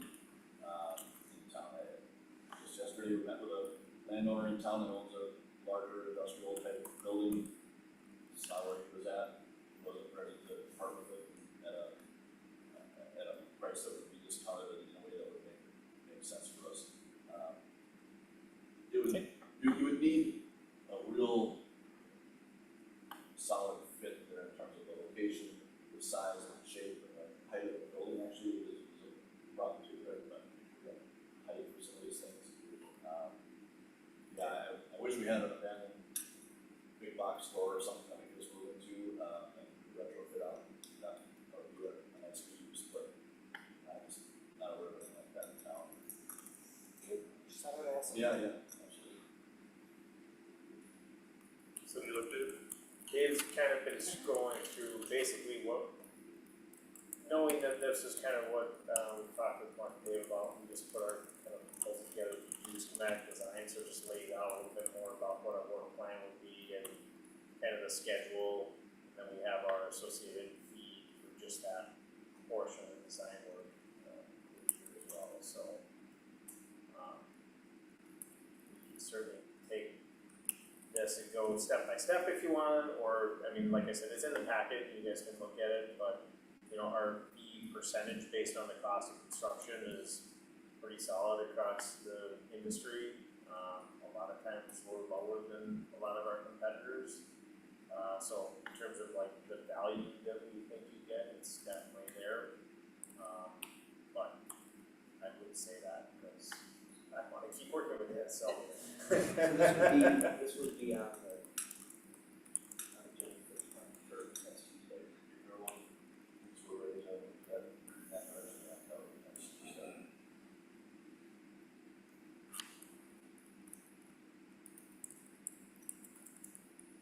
What's your thoughts? You can see the wheels just Well, turning. I mean, do you want any more detail right now, or just wait till the packet comes out and have that detail from Monday for Tuesdays?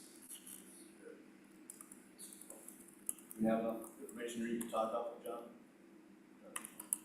Yeah, I mean, should I just talk, or do you have some questions specifically to start with? Why don't you talk through the numbers here? Oh, then I'll walk up there so I can see it. You should. Oh, you might be able to just zoom in Just- on it too. yeah.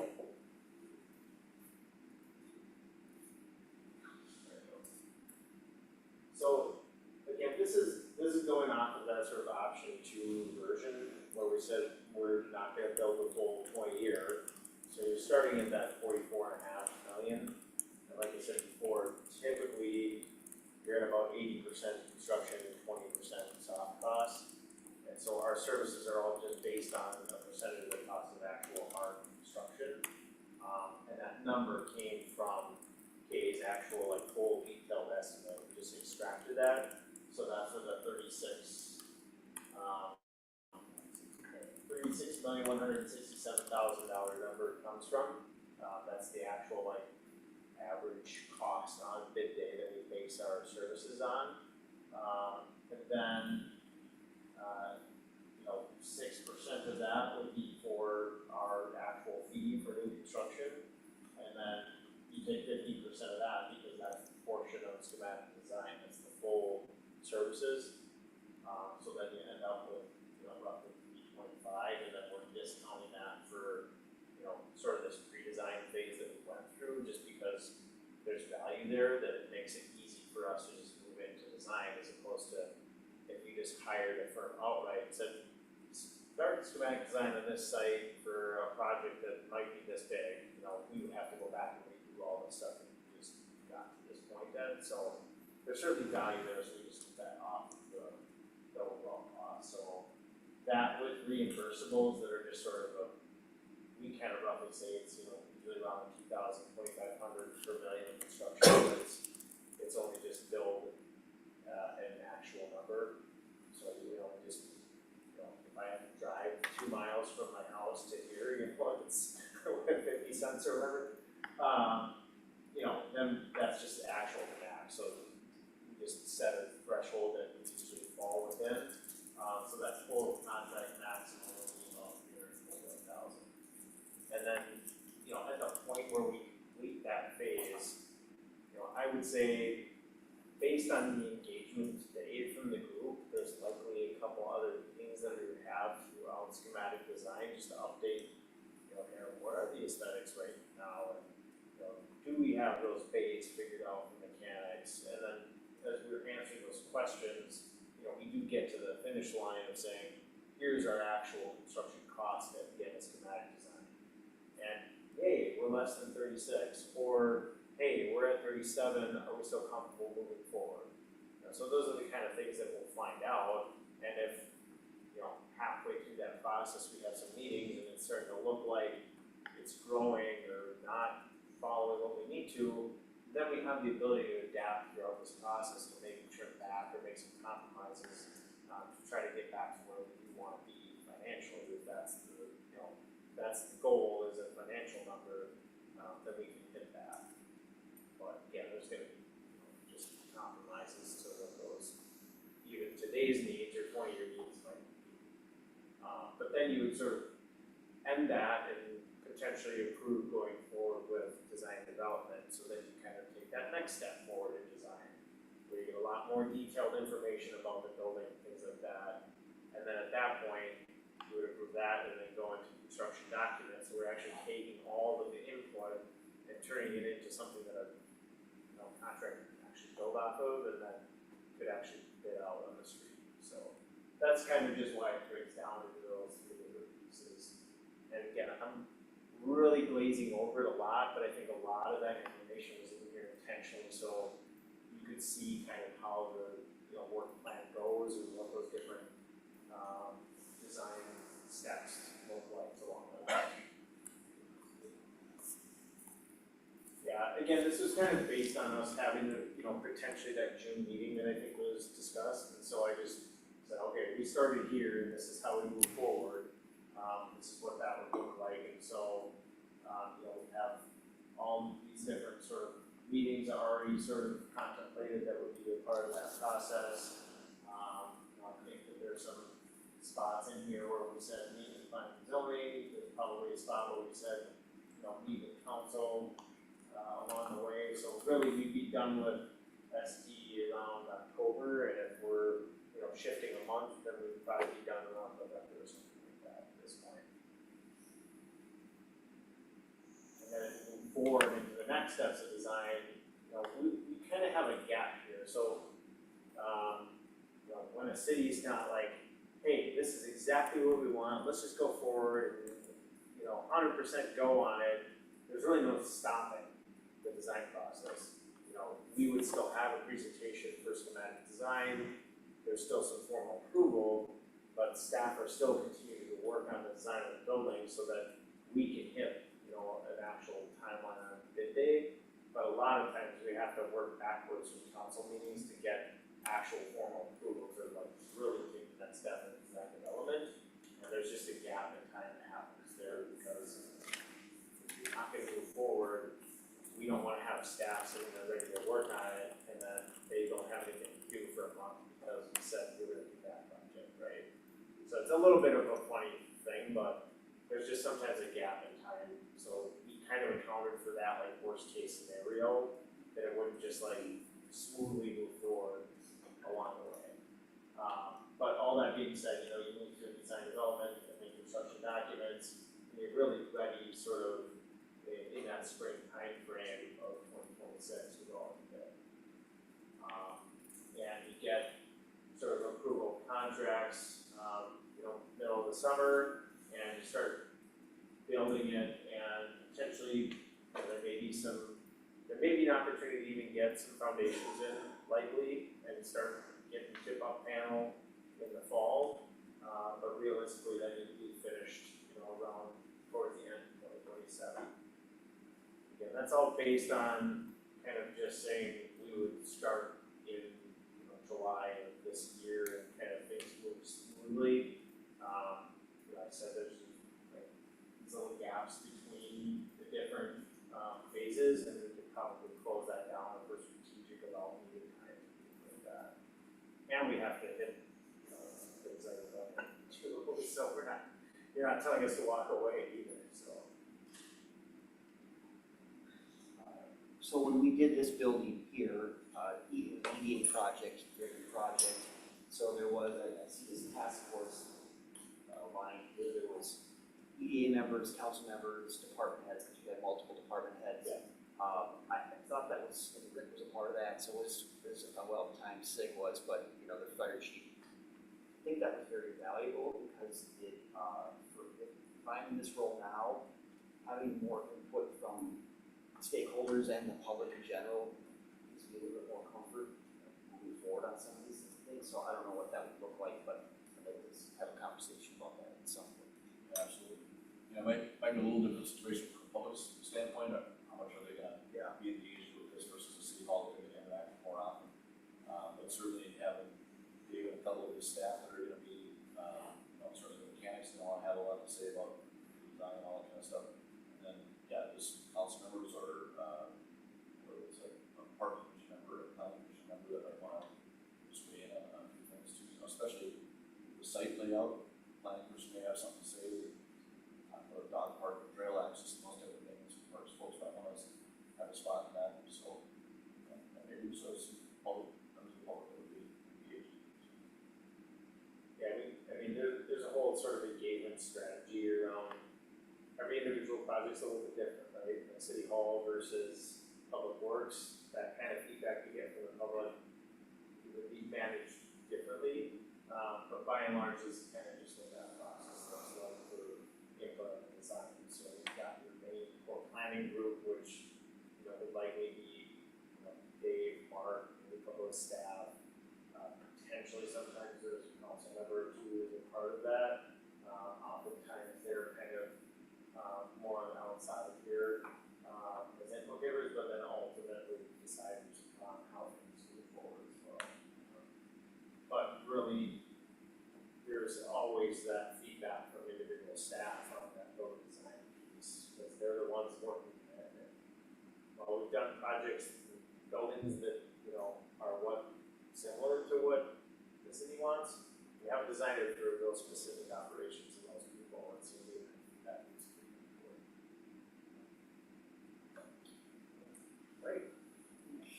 Anything else from us? So a couple of 300 something dollars. Where's that money budget? Yeah, so I was just gonna get to that, I was writing myself about, it'll come out of the capital fund, so, the building itself is in there, not until 2028, but that's the badge. The capital fund is that it doesn't, you don't need to ride this roller coaster of a budget, you're taking it out of this money that's sitting there for you. What we'll do is give you a resolution, probably the next agenda with Bruce from Fellers, but we'll say out loud that we intend to reimburse ourselves for this cost. And so, with a bond proceeds. Now, you could say that, and you still wouldn't have to follow through with that when it comes time to actually put the bond out. You could say, well, rather than $50 million bond, I can put a $48 million bond out, and we'll pay cash for what we've already got into this so far. Our funds are okay, let's just stick with that. And so you can lower the bond amount and do that. But it's good to just make sure that you have all the costs eligible, in case you're a little tight on cash and you want a bond for the whole thing. Depends on what the bond rate comes in at too, sometimes the bonds, interest rates are coming down, you say, let's do a time to bond, that kind of thing. So we'll make a resolution to make sure that we can reimburse if we want to reimburse ourselves. We'll couple of the next steps. got some head nods, we'll bring this back to the next council. This side here, Just not enough, everybody's like. I'm sorry, we talked. We're halfway through the agenda. All right, Very good. thank you. Thank both. you. Thank you. Thank you all. Appreciate the time today. Got your boomsticks? Thank you. 10-year financial management. Guys, tell us how we're gonna pay for that. So, Mr. Mayor and Council, in front of you, I got a couple handouts we can get up on the board if we want to, but I'm a paper person sometimes, you know, it's tough to look at numbers and screens. I know Hannah had mentioned too, that plans to do some live updating, we can try to do some of that. What I have in front of you is, just scenario 2. So I put 2 scenarios together, I should say Jessica and I did, and in cooperation with Coastal Tailors. This is your 10-year plan.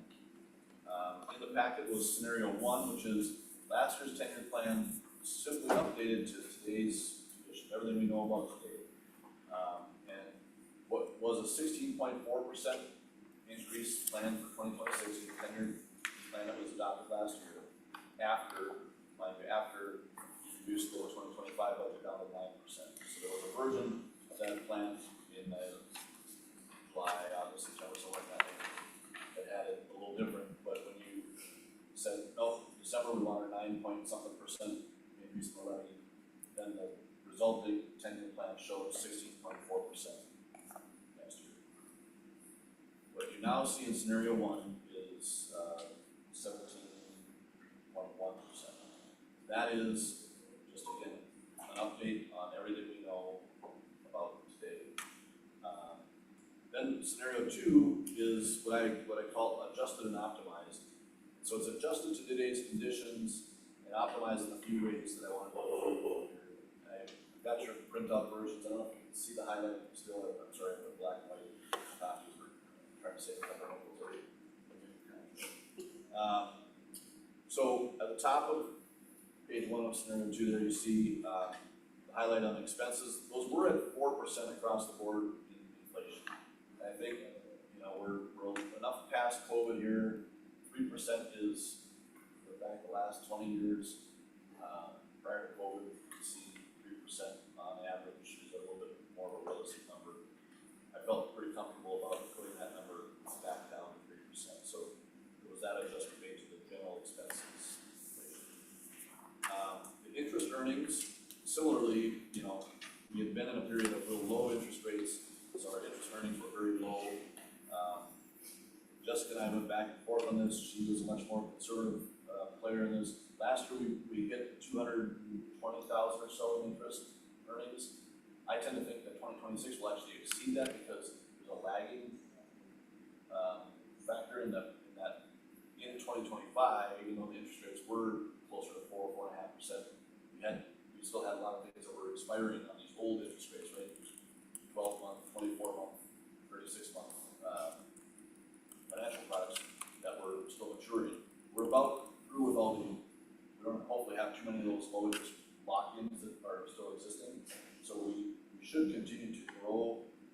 You know, if you graph the 2 things, inflation and interest rates, you'd see this lagging lump in what we're earning because of that, right? So I think 2026 will be a lagging and we'll exceed 220,000, but going forward, then there'll be this downside of that lump, and by 27, 28, we'll start to, whatever the interest rate is at the time, we'll be at that.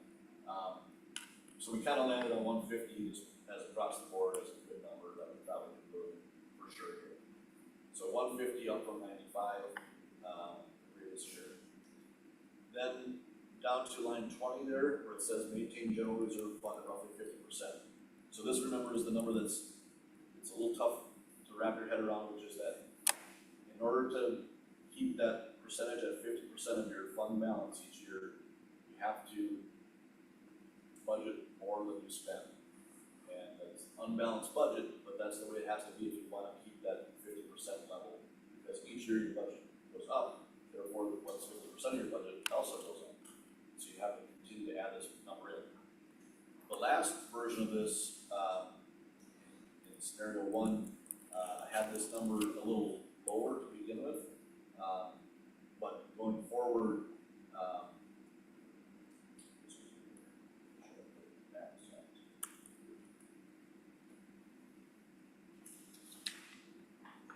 excuse me, I had this number a little higher than, so, in the previous version, we had 2026 at a $350,000 contribution.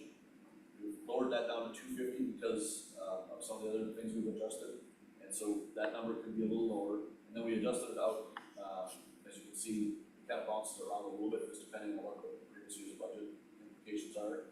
So previously we had 350 this year and 500,000 going out. We've now optimized that throughout the course of this. And so we just studied that a little bit more and do a little bit more dialing. On to page 2 of scenario 2, which is a more exciting sheet. We got to line 32, line 31. So other special tax levies is a little bit of a misleading term maybe, but it's what you're putting into your capital funds. You can think of it as a separate levy, you can think of it as a transfer out of the general fund into these capital funds. What we did is, and I keep making this motion, like we're taking these dials or levers, or what you want to think of it, and we're dialing one thing up and one thing down and optimizing, tuning the radio, right? We're just getting a little bit more fine-tuned with how we cash flow some of this stuff. So the capital equipment fund went down substantially, and that's based on one key thing that we did, and that is that we took the ladder truck off of the 10-year CIP. And it's not because we are telling the fire chief that he can't buy a ladder truck when it's the appropriate time. It's that the ladder truck was put on the 10-year CIP a little ahead of schedule, just to make sure that we didn't forget the fact that we have this giant expense coming up. And I think philosophically, for me, it's more responsible to put that out where it should be in 2038, so beyond our 10-year look. And that's why you have a 10-year plan, is that bubble in that lump in the snake will come at us in plenty of time for us to plan for that. So 3 years from now, 2 years from now, when we get to see that in the 10-year plan, 2038 reaches the east end of our plan here, we'll be able to see that and say, all right, we need to start planning for that, let's ramp up so we can afford that. Also, we had it in the CIP as being paid cash, we didn't have a bond for it. Ladder trucks are often things that are bonded for, which is a big expense, so it's a $3 million expense. So, and some of that is the philosophy of people who enjoy that ladder truck should pay for it, as opposed to the people who are leading up to the ladder truck that comes at a later date. So there's a couple of philosophical choices to be made there that I've made in this assumption, which is, no, let's put it out where it belongs. In 2038, that's the appropriate time to replace it. And let's let the council 2 years from now begin the 10-year process plan, which is plenty of time to adjust things for that. So that made a big difference in that, how much we need to put into that fund, right? So, and in fact, we made that sort of leads a future council to decide whether or not you want to save for it, pay cash for that, or if you want to plan to bond for that. So we dialed that down to 875 from 1.2, so that's pretty significant. Then park dedication, we dialed that down largely based on, again, what I look at as just forward conservatism in the previous plan. Not casting disparaging remarks on our previous finance record. Conservatism is great. I think there's just always, everyone has a different threshold for it. Believe me, what we're showing here is still conservative. Because that's responsible budgeting. But what we know is that in the next 10 years, we have growth coming here, and you could say that it might be a housing bubble coming. You could say that we're about ready to burst, that if the interest rates come down at all. I think there's a medium ground there, and you saw even Blaine and a few of these other cities that through the recession continue to grow just because on the precipice of that growth. I really feel like we are on the precipice of that, and that residential growth here is coming one way or another. So we use some predictions on how many housing units we put in. With those housing units come park dedication fees. This assumes that only half of those fees go into this, because about half of the capital improvement plan that those park dedication fees pay for is baked into this plan. There's another portion of that plan parks that are on, new parks that aren't developed yet, and future developments that are justified with those fees. So there's a split there between those, that fund. Then the building maintenance fund, we also down just a little bit from 150 to 100,000. You know, we're most of the way through, at least half the way through 2025. We've had very few maintenance costs so far. We did just have a pretty big air conditioning issue. It was $22,000. I want to say that Dave was in charge. Alan's in charge of the building. He's not here today, but you know, half of the year we've only spent a fifth of the budget. I don't. When you look around, there's just not that much that's going to go $100,000 wrong. I think again, good conservatism built in the last. All I'm done is down that conservatism down just a little bit.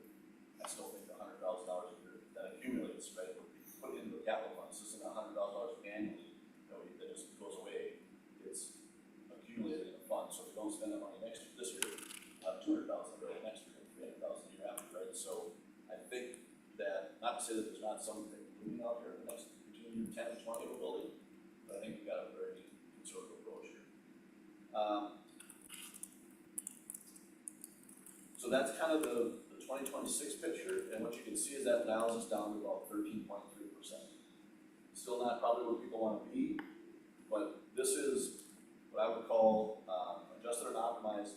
So this is still the full program of personnel, projects, and equipment that has been asked for by the department heads, and was part of the plan, was approved last year, the staffing plan and all that kind of stuff. So there's really been no adjustments to that plan. This 13.3% is all of what was previously planned and reviewed. I want to highlight, because this is a discussion of the 10-year plan, not just this year's budget, I want to highlight the impacts, obviously, of the project we just talked about, and that is the 2028, so you know we build this in 26 and 27, bond would start to become due in 2028, the payments on that bond. You can see that's about $2 million payment on that year on that bond. So to Kevin's point from earlier, do some math, you'll see that you're paying a lot of interest. It's just the that statement on your home mortgage that says your loan is this, but your true cost will be this. That's good. That same share will take on a loan. So that impact is that 2028 number is driven to 16.9%. That number was double digits before. Obviously, it was 11-ish% on the last year's plan. And now, with this project, as it's programmed at the highest level, so $50 million, it's at 16 now. I want to make clear, though, that that $50 million is only $25 million in this. The other $25 million come from utility funds. Remember, the utility funds are completely out of this 10-year plan. This 10-year plan is only for the general fund. So that contemplates only 25 million. Correct. And the other half, so half is going out of these utility funds. And that's an assumption we can re-examine at some point. It was an assumption that I just carried forward from Kevin and the council that made that decision that's what you made into the last plan. It was just half of 20 million instead of half of 50 million, right? So how does, those funds can sustain that? Yeah, I mean, Doubling the ask out of that fund, can sustain that? That's still an open question. I mean, I think it's simply based on whether or not you can stomach the rate changes, right? And so a combination of increased rates and or delayed infrastructure projects is what it will take. We haven't fully examined those. Current rate increases are planned for 4.6% on each year to accommodate the $20 million bill for half of the $20 million or whatever. So I suspect that it's going to increase those. Yeah. If rates go down, can you go for bond earlier? I mean, if they made it significant drop, not that they will, but. Yeah. You bond ahead of the project.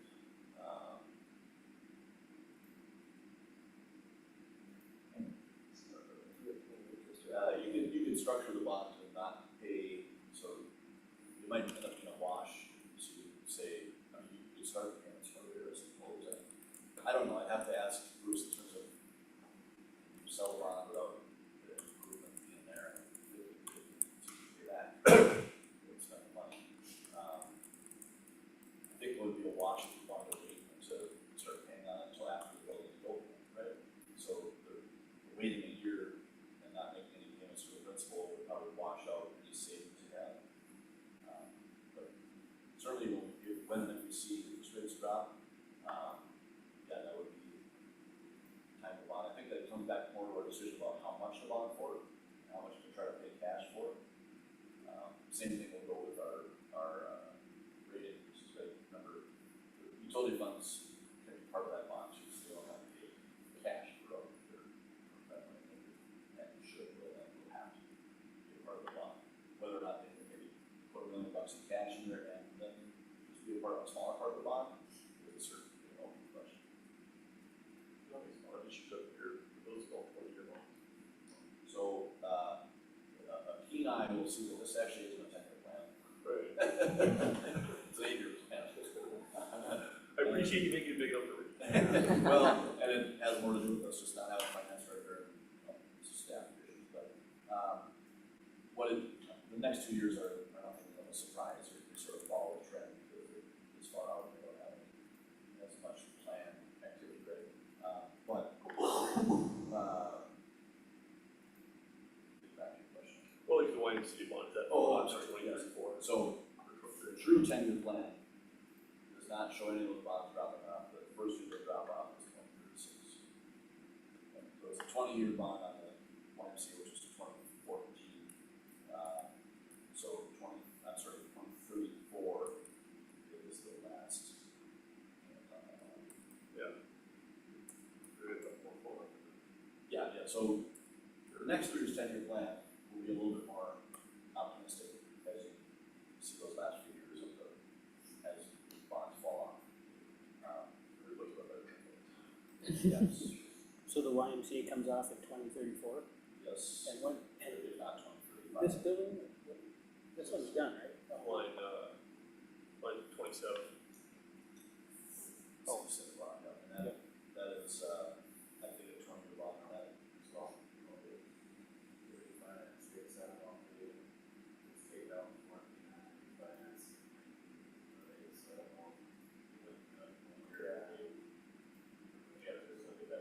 But what I do know is it does not expire before 2034, that was. I asked that question about 10 times, nothing expires before that. This bond, so line 37, where we're going from 2 million to 3, elevation of 4, is that for additional bonding roads? Yes, so, I think 29, we decided, Brian, was the North Shore Drive / North Shore Trail. For 20, we brought to bottom 29 probably, right? So I think, starting with 28, we start doing bottom 29, I believe. So yeah, the North Shore Trail and North Shore Drive, that combined project is a big part of that next chunk. So obviously there's a thing again, we push back to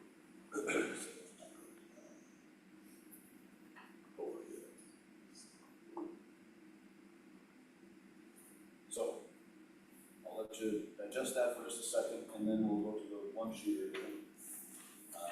Assuming, the assumption that you might want to try to cut this budget, I have some suggestions, or some options, I should say. Before we do that, can we look at, just review the tax dollar implications to the homeowners, Sure. 48 through 49? So it looks like I'm reading $1,800 is your estimated average taxpayer cost for 2026, based on these numbers, going up to $2,200 in 2028, $2,300. So it's not significant in terms of increases. From 2025 to 2028, you're looking at almost $1,000 a year for the average home.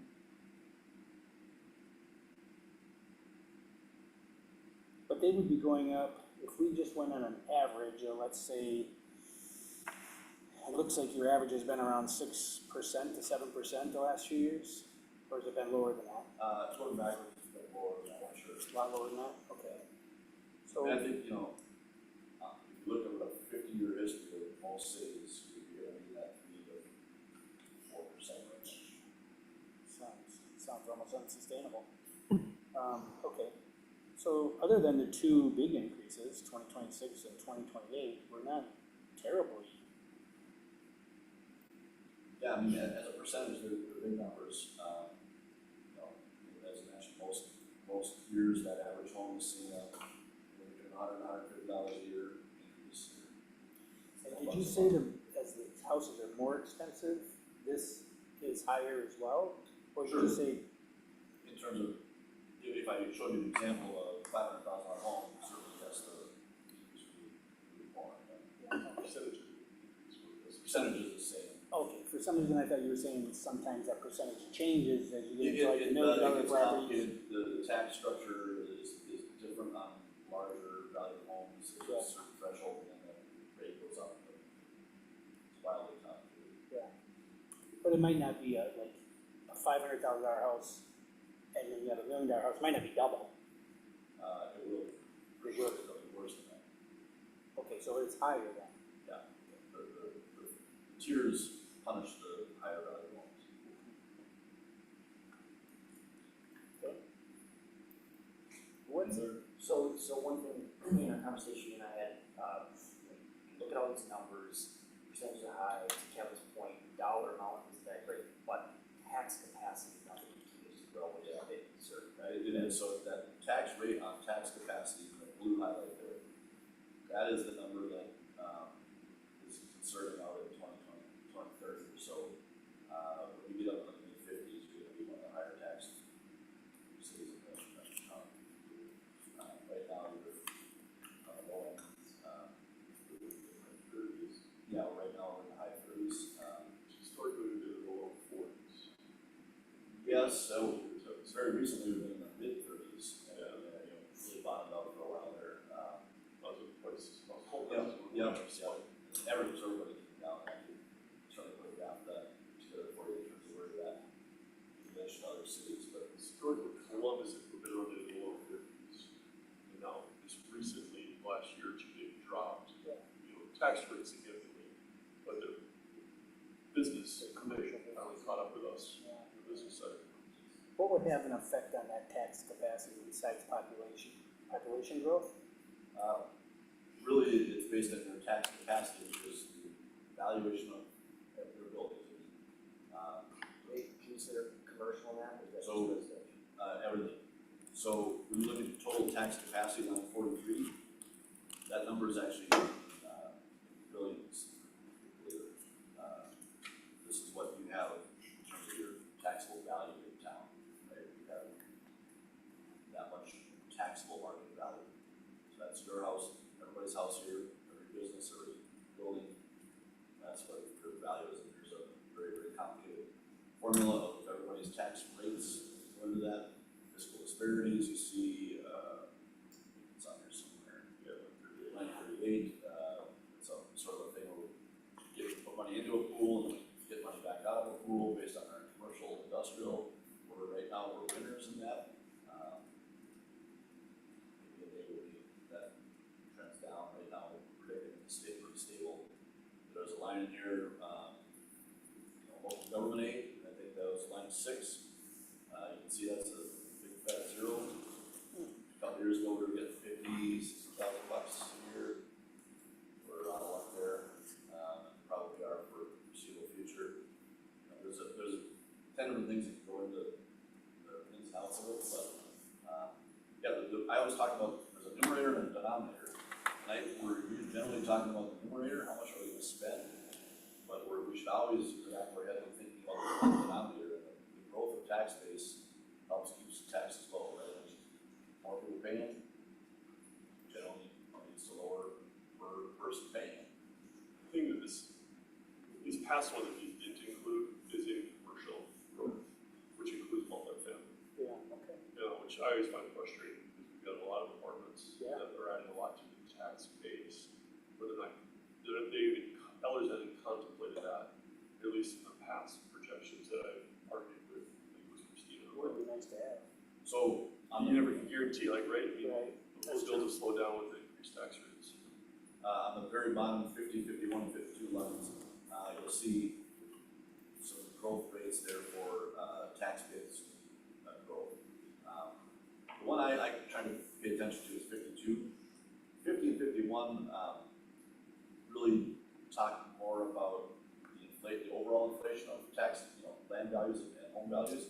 And that does affect this rate number, that 945. But it doesn't affect your position compared to other people, right? Because everybody else's, if your house goes up 10% next year, probably the guy at Hugo, his house goes up 10% too.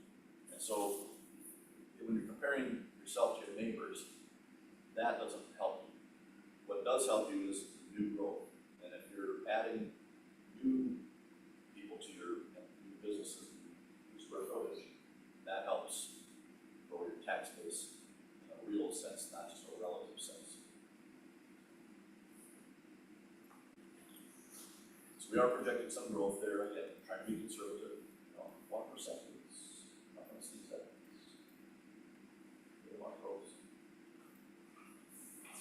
All right, so. Okay, on to the one pager.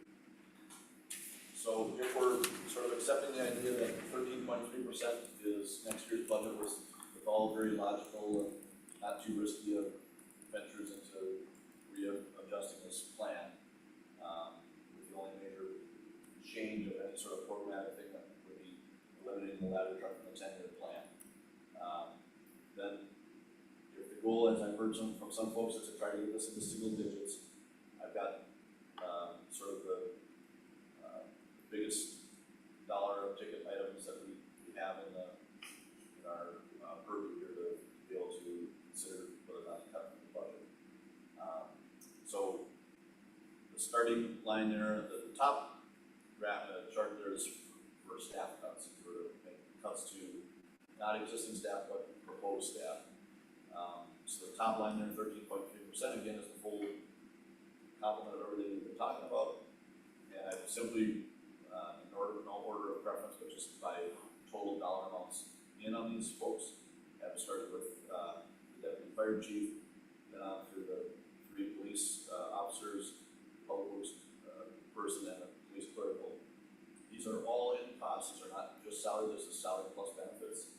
So this is sort of your all-in cost. There are some other ancillary costs, in terms of equipment and that kind of stuff that I didn't do here. That's beyond my abilities as a finance director. But it's all kind of compared to the day-to-day here. So again, you've got about a $17 million budget.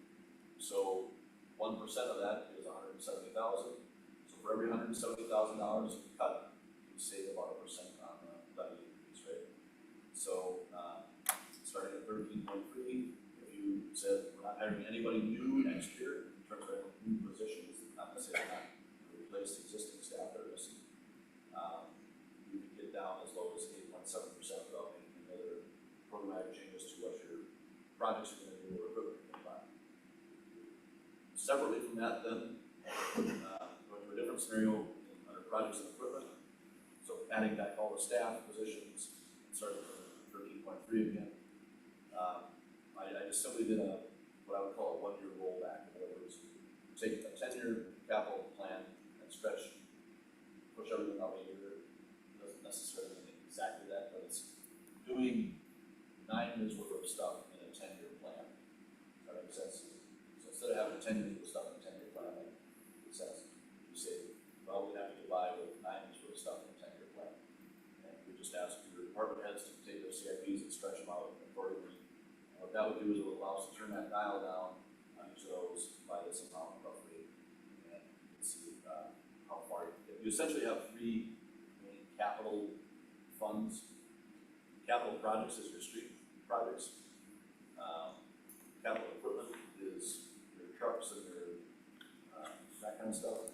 And then parks is park equipment, park improvements that are over and above other capital type projects. So those are the impacts if you just sort of did that. Again, if you do a 2-year rollback, sure, now you're getting a little bit more aggressive trying to do 10 years worth of stuff or 8 years worth of stuff instead of 10 years worth of stuff in a 10-year plan. 5-year-old, I can tell department heads, you can only do 5 of the 5, and 10%, but that is a little obviously, probably sustainable. I feel like I remember the parks were plan, there was bigger expense items, where's the 40,000? It's sort of like so it's the 10 years worth of expenses. Take 10% off of that. And then stretching what you put into that by dividing that out by 10, so it's sort of 1%, whatever it would cost. You don't necessarily just say, we're gonna save, we're not doing it next year, and then pull that into the budget. You're saying, we're stretching this 9 years out of the 10-year plan, so we pick some stuff off the end, right? And now you only have to fund so much, so you dial it down, that you contribute. You're not dialing it down by the same amount, you just keep dialing it down by 1/10, that you floating that over the 10 years. And that's because you have a capital plan designed to take those bumps out of the spending pattern, right?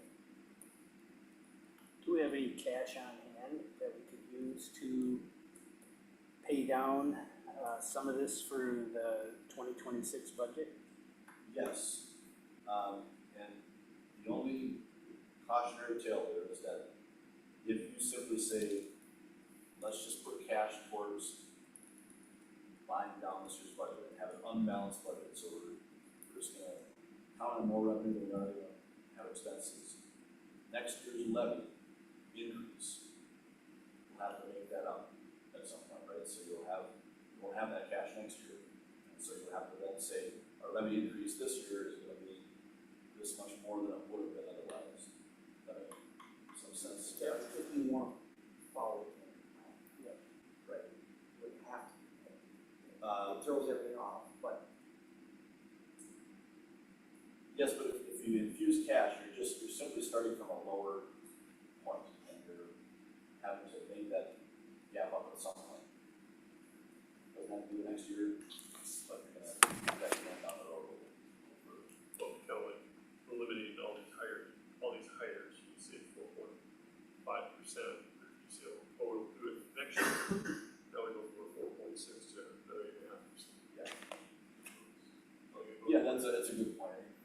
I'm sort of saying that these staff cuts, would get the job done, but what I'm really saying is, they only get the job done for a year if you still plan on hiring people sometime. If you're just saying, I'm never gonna hire these people, then you solve the problem for 10 years.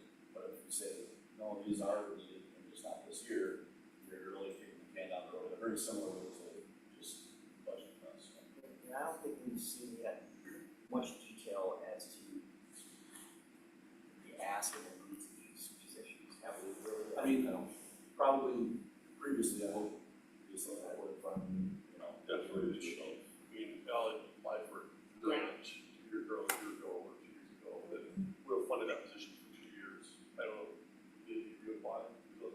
No, so I think, wasn't that a different position in tax, kind of backed out with the long-term plan like this? There was a training captain, I mean, so he's talked about a couple different roles, deputy chief or a training captain.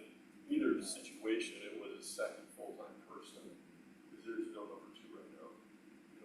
Is this 170, is that our part, or is that just, we only have 7%, very close to 7%? That's a good point. Yeah, you're right, this is the full cost, so we less savings. So I mean, that is something eventually's gotta be done about the fire department, which was down to number 2 there. Well, to your point, though, you should, absolutely need to bring more information back on these.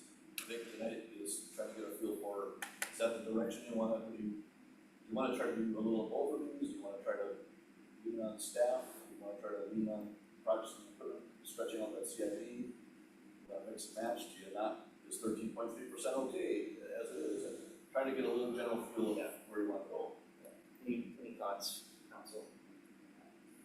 Well, I certainly appreciate the optimization that you've done. Yeah. Always felt like there was Yes. things in there that didn't quite make sense long term, but, so I mean, just to go from what we're at 18 to 13.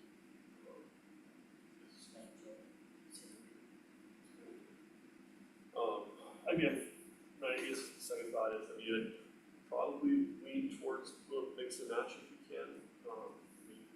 With more rooftops and more built-out neighborhoods, at some point in time, we're gonna probably need a patrol car on the street.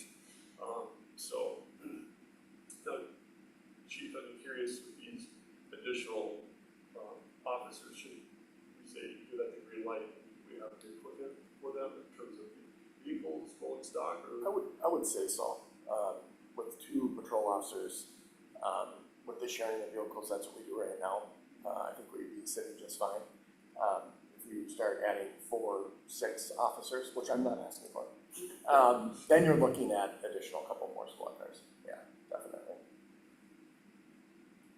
And I think I explained this at one of our last workshops, that yes, it looks like a lot on this paper, but these have been asked for, stretched out over 6 to 8 years, and it's just been just that. It's been denied, and then they just kind of all just came up, and now there's 4 positions there.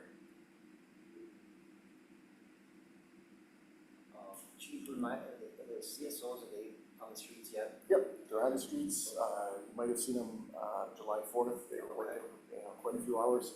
They're doing an excellent job.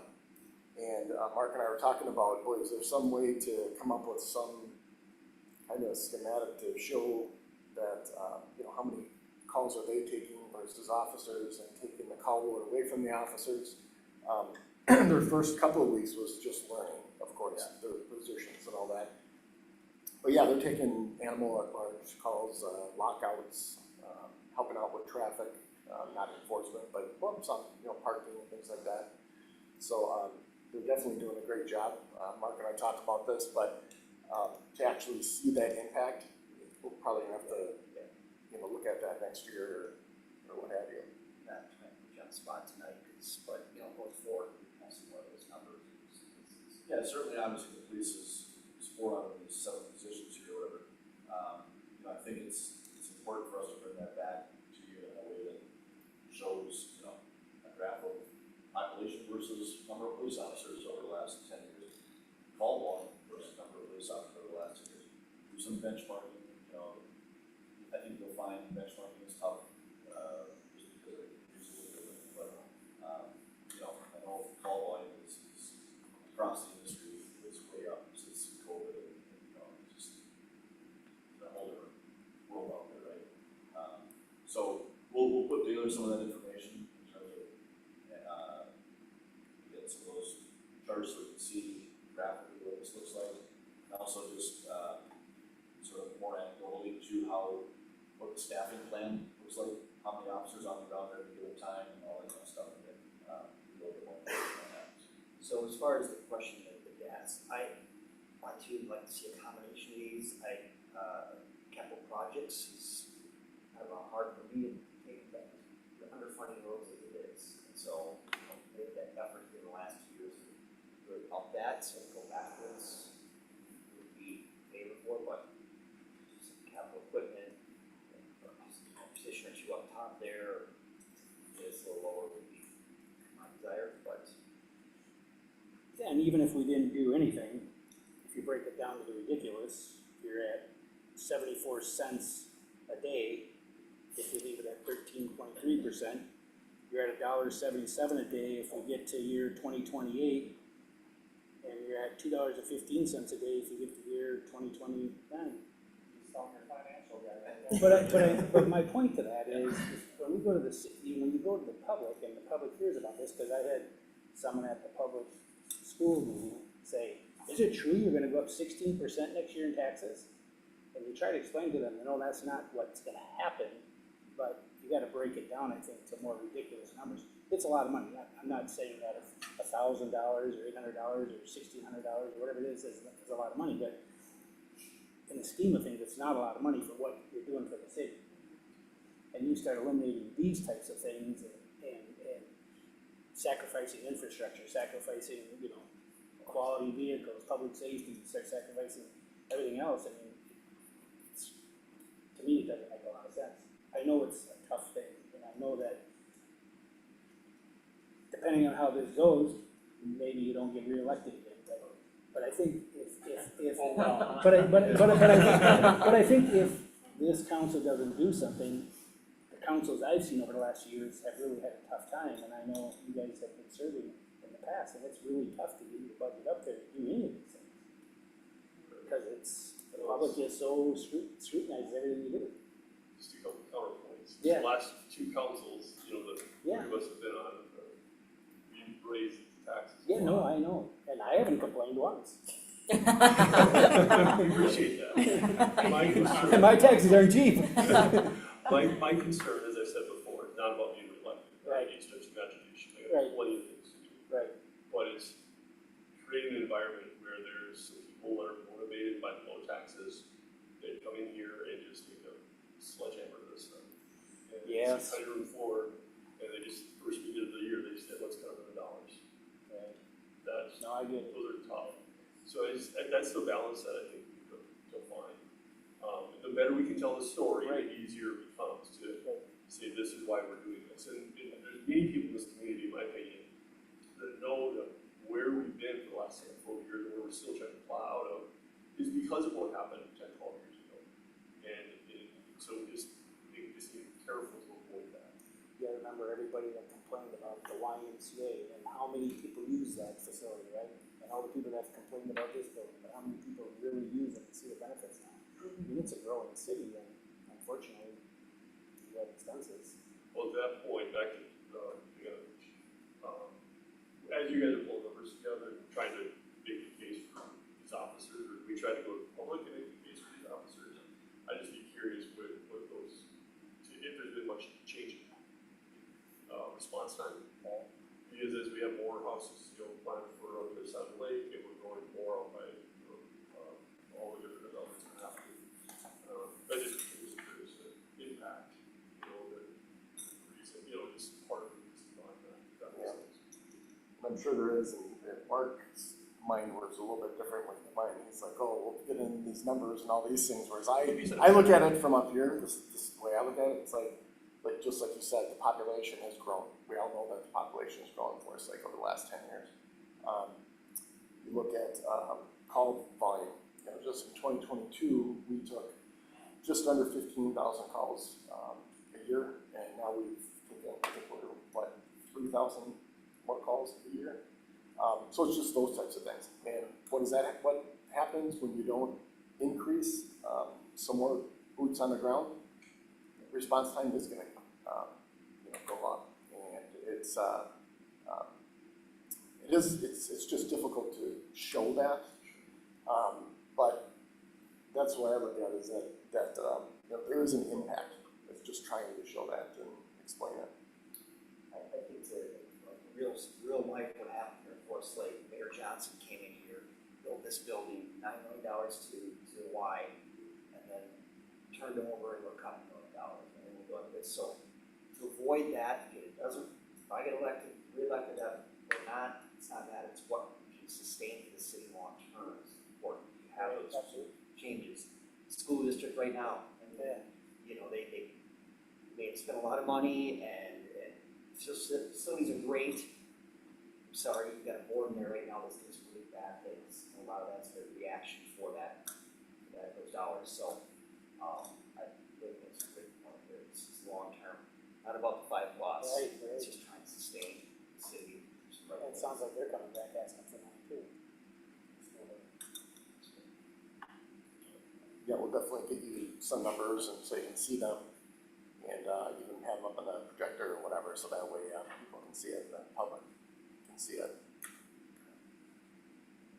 Yeah, I think one thing, just to chime in here, for the budget, I think, like you said it too, is telling that story.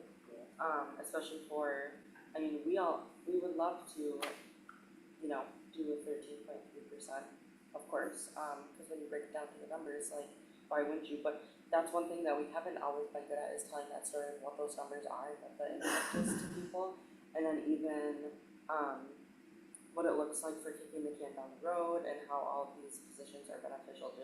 I think just telling that story and making those visuals for us and for the community.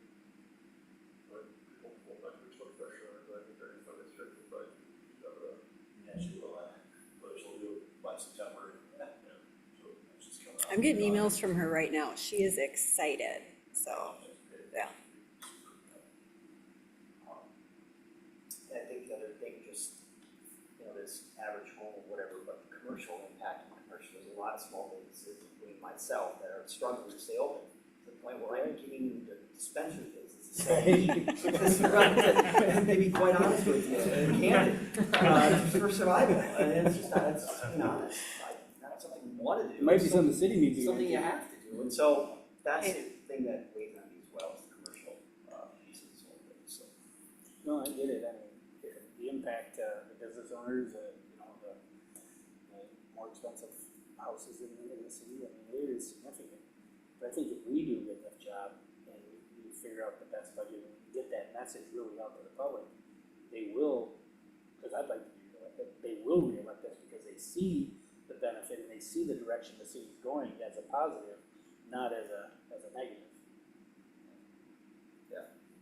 So, I think I've had lots of folks I've worked for over the years that, continue to say that if you show what you're doing with the money, then the public understands a lot better and accepts a lot better. And I think North Shore Trail, I was what, a month in here when you guys said, no, we're really gonna do this because I looked at you and said, this is a lot of money, are you sure? And he said, no, this is something the community has talked to us about for years and years and years, right? And we got a lot of positive feedback on the project because. And I think sometimes maybe we have a public tour of the public works buildings. I mean, I think our public has no idea how bad those buildings are. They have no idea what the shape of some of these things are in. I never did. And when they see it, how could they really say no? Actually, one avenue to see that is Chamber of Commerce. Yeah. We do a monthly, Yes. member mixer. Yeah. We did it 4 months ago at the school district for the career launch. Maybe something to think about. It's pretty one of the business owners. And maybe for business owners, there's some sort of tax, I don't wanna say the word, but tax incremental, lower taxes to come into our city as an incentive as we move forward too. Like maybe for some of the current business owners, if, that can supersede this levy of some sort, I don't know. I don't think that is something. I like the tour, they always has great cookies over there, so Yeah. I should, a member mixes it would make a lot of sense, so. Any more on this? That's a good, right? Great. 5G airport runway tax extension. Just very briefly, the airport commission wanted us to bring this, just the timing worked out well enough to bring this to a work session.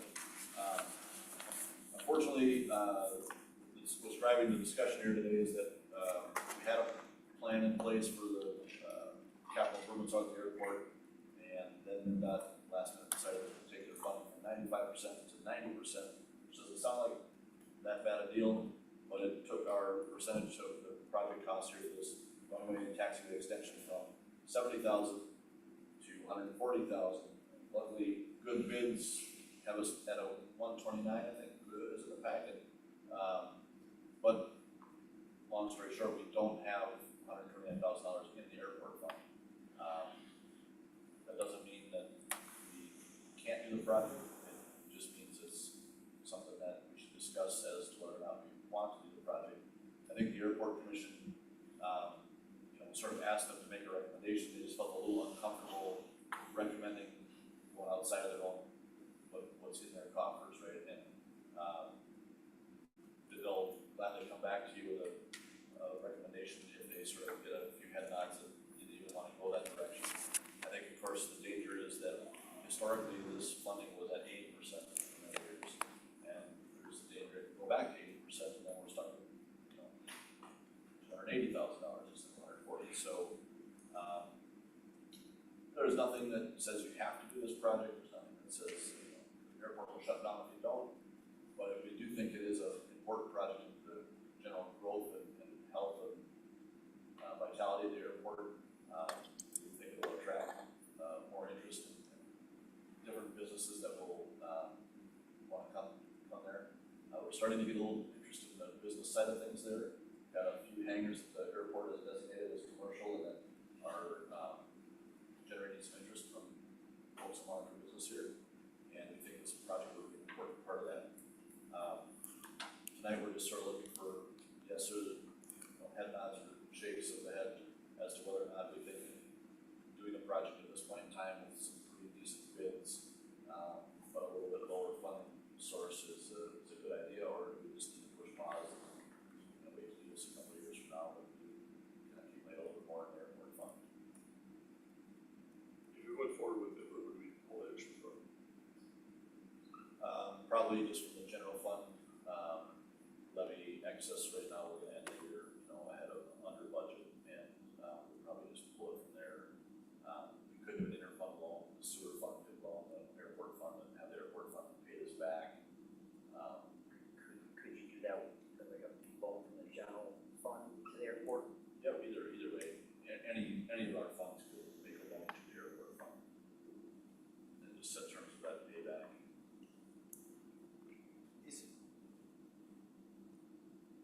My understanding is there's a waiting list for more people for hangars. Yes, there is. Part of that though is that we need infrastructure to, allow those extra hangars. And this taxiway, the runway is one portion of it, but the taxiway is another portion that we really need that extra taxiway to get to this area that we accommodate those extra hangars. So there's a little bit of a chicken and egg there. So if the taxiway was made longer and the runway was made longer, you could potentially maybe you could bring in those other areas to build the hangars. Yeah, I don't want to What say would all be involved in that? Yeah, I don't want to say that this project absolutely 1 + 2 = 3 there. Adding this doesn't necessarily make that happen right now, but it's the building blocks to make that happen. I really would need a map to kind of show you, but without this project, the extra hangars are a tough go of it, at least on the south side of the airport there. We have MnDOT will want us to kind of try to pursue these commercial hangars as a first go of it. Going the other direction? Go the other direction, but, we think we have a strong case to make, we've got a waiting list, we've got interest, let's get some of this infrastructure done. Because that revenue could pay for this. Yeah, I mean, I think that's part of the idea is that we help pay this back by, and maybe that could be some of the terms, because you're giving a loan to yourself, you can make the terms as sort of generous as you want. Maybe you say the airport will pay us back when and if they add hangars or something of that nature. Don't want to make it too long a string out, but you wouldn't have to say you guys are paying back next year at such and such percent interest or anything like that. You can just say when you get more hangars, you can pay us X% more, something like that. I'd like to see us do it. I think it makes sense. So my only concern is, you mentioned infrastructure, so we have these 4 commercial paths ready. You can't drive there, we can't get there. So if I'm trying to prioritize what seems to make more sense, and I don't know if we can we talked about charging an infrastructure fee to these new hangar owners to get the road out there. That's a concern. If we didn't have that issue, I would, for sure, I'm not saying I'm not for it, but that's what gives me a bit of angst. Yeah, I think that's something we haven't fully explored either, is like, is there a cost share opportunity there with those, sort of, I'll call it backage road or, to the commercial hangars? Certainly, I think you want them to pay for whatever parking people need, each business is a little different, you need 2 spots or 20 spots. There's a lot to work out there in terms of what each business will end up looking like, but, yeah, I think that is a valid concern, we want to make sure we accommodate these commercial businesses. Does our water and sewer end right at that cul-de-sac, that little, We have water and sewer service out of the airport, at each hangar is hooked with water and sewer, city water and sewer. So it ends right at that. There's 4 new pads on the north. Yeah, I don't think it's. So all those pads are in already, and does the water and sewer run all the way to them? The water and sewer runs there, doesn't it, but not a road. Okay, so you could put a Yeah. rough road in with class 5 or something to Yeah. gain some access if necessary, temporarily. Yeah, we haven't estimated cost of that road, I don't think, back. Maybe that gravel that road up is around 81, but it doesn't provide parking.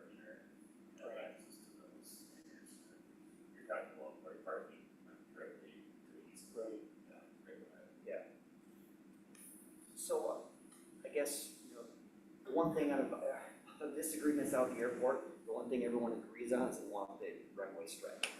So I think, to your point, it could go to 80%, probably for this, it's some type of a loan that from the general fund. People get a little funny about when you're taking loans from sewer and water because they're paying rates, and it just, I mean, I'm not saying down the road we shouldn't do that at some point, this seems to be too disconnected from that. Yeah, so, and sometimes I forget too that this town is different than other towns in that not Not all everyone. people are on sewer and water, so you're disproportionately affecting certain people when you do water and sewer. So, yeah, that's a good point. Yeah, okay, I got enough, general direction there. I think we'll bring that back to the airport commission with that general consensus and, see what they have to say, and we'll float some of the ideas about, the back road and just an interfund loan and that kind of thing, so. And, you know, it would get some of these more hangers and more fuel sales, and be able to pay it back fairly soon, I would think, it's, there's a lot of, I mean, we do have a lot of interest out there right now, so. White helicopter is one of them. Yeah. All right, anything else this evening? Just a reminder, we are back next Tuesday, not next Monday, because a bunch of you will be golfing, I expect. So plan to join us Tuesday at 6 p.m. for the next regular meeting. Thanks, everyone. This was a long one, but we had a lot of good work done, so I appreciate everyone's input. With nothing else coming forward, I'll let the meeting adjourn.